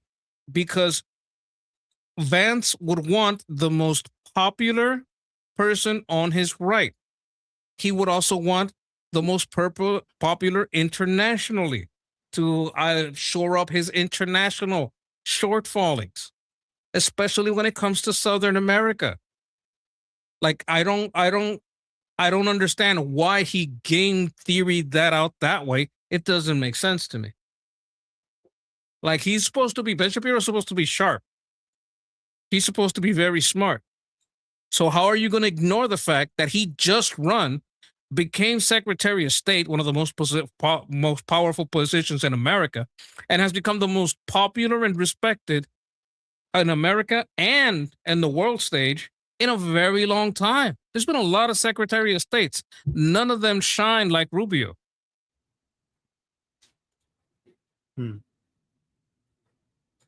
Ben is being retarded. Okay, speaking of retarded, let's look at this. You've got it so good, you don't know how good you've got it. And if you can't see that, the problem is you. So stop complaining, bitch. You little whiner. Get to work. Retirement? What? That's for ungrateful people. Get back. Oh, I think he's okay. I think this is clip. I think he's making fun of Ben Shapiro here. To work. Yes. Eat your Del Taco. They're only $4.50. Your parents would have been grateful for a $4.50 Del Taco. Getting out after 18 hours in the spinning mill. They were only 9 years old. They didn't have Del Taco then. So you've got. Yeah, he's making fun of Ben Shapiro here. I think he's making fun of people like Ben Shapiro that are correctly pointing out that Americans are actually in a very good position right now. With his Qatar tan. Yeah, his Qatar tan. Okay. All right. Let me go to this video by again, from one retard on the right to another retard on the left. I know we don't always see eye to eye on a lot of stuff. Oh, so he's saying this to the Democrats, okay? Look at this. He's trying to appeal to to average Democrats, to mainstream Democrats, the ones who are not communists, okay? The ones who are, not as radical as him. I know we don't always see eye to eye on a lot of stuff, but you have to literally, at some point, I know you don't want to do this, defend me. And not because not because you love what I have to say, not because I'm a part of this coalition, even though I am, whether you like it or not. But you are going to inevitably have to say, this is a ridiculous conversation that we're having, because the real conversation that Republicans don't want to have is the cost of living crisis. That requires you, at some point, to basically take the L a little bit, okay? And maybe be a little bit more honest. about how I'm not this dangerous, toxic, radical force. I'm not expecting you to defend clips out of context or anything like that. I'm not even expecting you to defend some of these statements at all. I think you should probably attack the form. You should attack the form. You should attack the function. You should probably attack the very reason as to why Republicans have made this or are trying to make this a salient line of attack, instead of just allowing the Republicans to consistently make this the number one fucking issue. Because every moment that the Republicans are talking about this and you're leaning into it is a fucking another moment where you're not talking about the issues, and it will actually become a salient narrative, and it will be awful. Anyway, let's continue. Can I speak a little bit about this? So this is his self-serving side. He is saying that you have to make this about the cost of living. Hassan wants open borders. That's the worst thing you can have for cost of living, for housing, for Medicaid for all the things that he claims to want for the economy. His methodology is the absolute worst, right? So he props up terrorism, wants to bring terrorism and terrorists to America. He's propping up all the positions that he props up is going to lose the left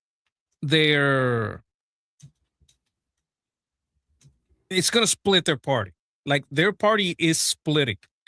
I've said this before. I'm going to say it again. In Puerto Rico, there are two left-wing parties. One of them want to be socialist and communist. The other one wants to continue the relationship with the United States. They are so divided that the Republicans have control. Like, they can win a seat or two, but when it comes to general elections, every time what's been happening lately is that those two are so divided among themselves that they're basically 25 and 25 against 50, because about 75% still want to have a relationship with the USA, still want the Constitution, still want individual rights, still want the American dollar, still want the American military, still want the rights of the Constitution. They have that same problem, because these DSA socialists that are splitting the party are splitting it against Democrats that still want the individual right to speak, still want the Constitution, still want the American dollar. And when you're splitting the Democrats in those two groups, you're just going to keep losing. Monkey, I have a video I want to get into before we go, because this video might be hinting at something that you were talking about, right? But before I do that, Zip Gun with a super chat saying, as far as growing polarization, horseshoe theory, I don't know if it can be stopped. The only way out is economic stability. Okay, let me give you some hope. I think as good as these garbage ideas are at spreading and propaganda, they eventually, they do a lot of harm in the short term. Long term, they are self-destructive because they don't work. So short term, they spread like a virus because they're very good at promising things that they could never deliver on, and people buy into it, and they spread because of that. Long term, they always fall because they don't work, and they end up destroying themselves. So, but that's why short term is always, that's why it always looks like short term we're losing, and long term, whenever you zoom out, you see that our values are winning long term. Absolutely. Yeah. Okay, so look at this video. انجام بدیم که خب بریم انجام بدیم. در مورد مسئله اسرائیل هم اگر کار به بازی کثیف کشیده بشه، ایران So this is on the Islamic Republic State TV. Okay, so he's saying with Israel, if the game that we have to play gets dirty, gets ugly. مقابلش رو داره. یعنی اصلا یک از بحث‌ها این هستش که اگر که قرار بشه بازی از بازی قوانین بین‌الملل خارج بشه، من فکر می‌کنم که علل اصول مقامات ایران تدابیری رو اندیشیدن که Like we have ways to respond to that. Like we have ways that the Islamic Republic has ways to respond. در اون فضا به خصوص در جغرافیای اسرائیل اگر قرار باشه ما بقا نداشته باشیم اسرائیل هم بقا نخواهد. If the situation gets to a situation where we are not going to be able to survive this, that our survival is going to be at risk, or if we're going to be eliminated, Israel will be eliminated as well. این سربسته میتونم بگم که یکم سربسته رو میتونید. So like I'm not going to expand on this, and the person on the other side, like, can you actually do expand on it? با اقسام بمب‌های کثیف وجود داره که اینا نیاز. Like we have many different kinds of dirty bombs. اون تکنولوژی عجیب یا پیچیده‌تر سلاح هسته‌ای نیست. Like they're more simple. They're not as complicated as like an atomic bomb, right? عجیب یا پیچیده‌تر سلاح هسته‌ای نیست. همین اورانیومای قایم شده رو بذارید سر موشک میشه. Like can you for example the other person is asking, like, are you talking about the enriched uranium that we could just put on a missile like as a dirty bomb? همون نتیجه رو میتونه داشته باشه فقط همون نیست. Like no, it's not just that. We could do other things that will have similar effects. چیزای دیگه هم وجود داره. به هر حال like we have other things. دست کنشگر ایرانی فقط لنگ بمب اتم نیستش. Like just don't think we are limited to atomic bombs. خب پس یعنی شما معتقدین که این اورانیومی که ما داریم بازدارندگی داره. So I think the other side, the guy on the other side is not getting it. He's saying like, so you think that we have our enriched uranium have other abilities, like we could make dirty bombs with them? چی میتونه به من گارانتی بده که اصلا اورانیوم ما فقط همونه؟ Like so now he's saying, now he's responding to the other guy and saying like, well, nobody can guarantee that the uranium that we have is only the one that they say we have. Like we probably have more somewhere else. ببین شما یک کشور وسیع هستی، بازار اورانیوم های سرگشته جهانی. Yeah, he's now talking about عدد بالایی اورانیوم در دنیا به صورت سرگردان هستن که حساب و کتابی راجبش وجود نداره. بنابراین باید سناریومون رو محدود نکنیم. So he's saying that we shouldn't limit the scenarios that we could work. نامحدودن. ذهن ما سناریوها رو ممکنه گاهی وقت. It's like our mind might limit the scenarios that we could have, but the scenarios that we have at our disposal are much more than what we think. So I think that this is, Mikey, this is kind of referring to biological weapons, because I think the other person was not getting it, because he was moving away from nuclear, right?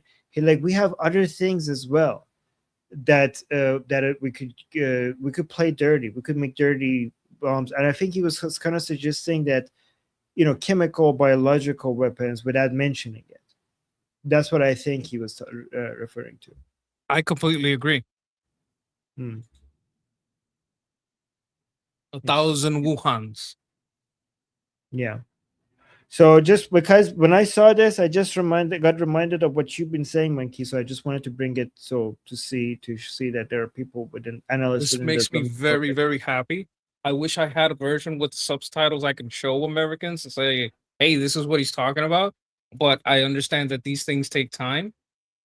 If that comes up, like I'd love to see it. But for now, I can just timestamp this when it goes when we're done and say check out this timestamp. Yeah. Well, I mean, it makes me concerned, though, like more than happy. It makes us concerned because this is dangerous, right? So, but yeah. So I well, them being open about it and starting to be open about it is trying to force. They love making threats, and the less people are scared, the more they will vary these threats. And this is making me think they're noticing that people are starting to not be scared of them, so they will change the threat. And that makes me happy, not because they'll do it, but because it may wake up some people on the other possibilities. Yeah. So, guys, if you're missing out on what we're saying, we're saying that there's a high likelihood that the Islamic Republic is doing, when it comes to repairing its deterrence capability, they're not just thinking nuclear weapons.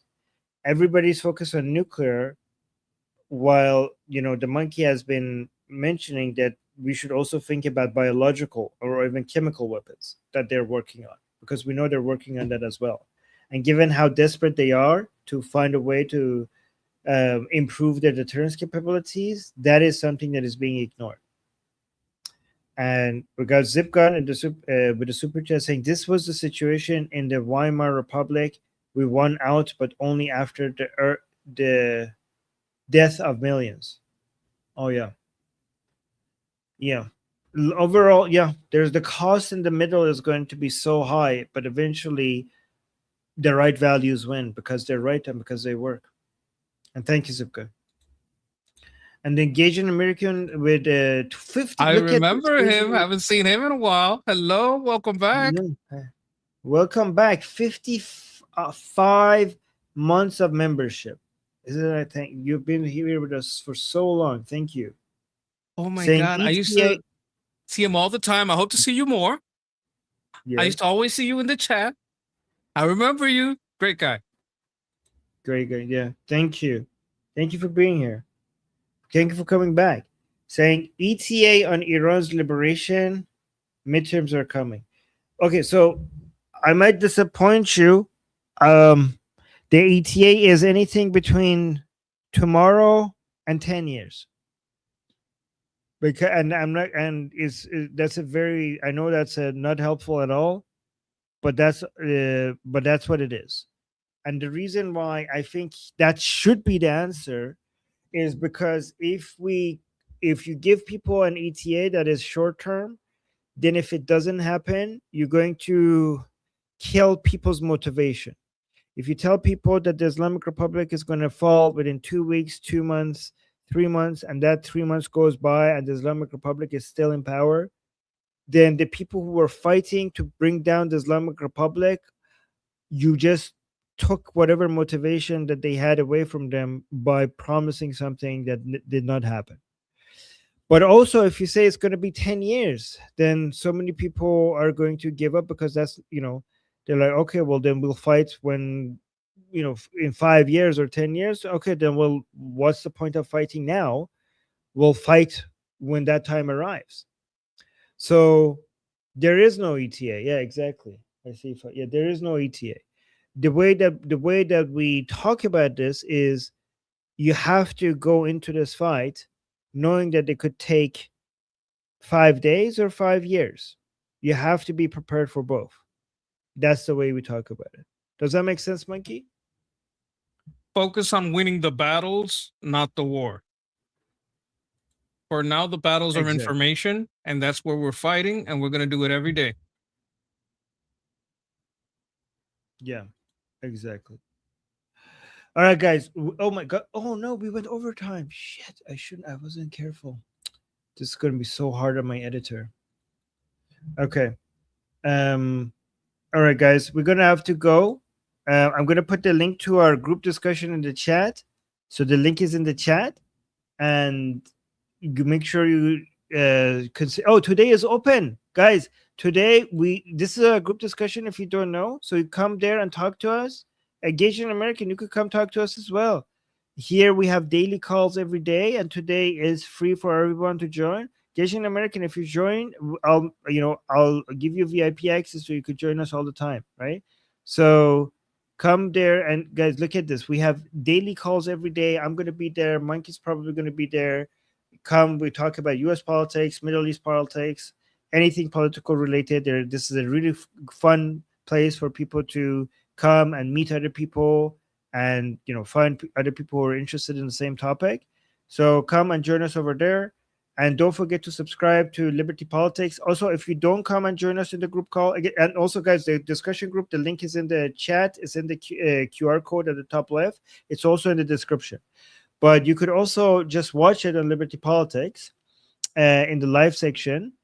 So in about 1 hour, we're going to go live. So you could watch us over there. You could watch our discussion over there. And make sure you subscribe and hit the bell notification. And also don't forget to subscribe to the Monkey. Here's the link to his channel in the chat as well. Maybe we get to 8:45. Yes. 2 more, please. 2 more. 2 more subscribers. All right, guys, that's us. And thank you for being here with us. See you guys in about an hour. And until then, I'm Israel Chai, Slava Ukrainie, Cuba Libre, long live America, Javid Shah. Oh, wait, Taiwan GIO, long live America, Javid Shah, Payande, Payande Iran. Iran.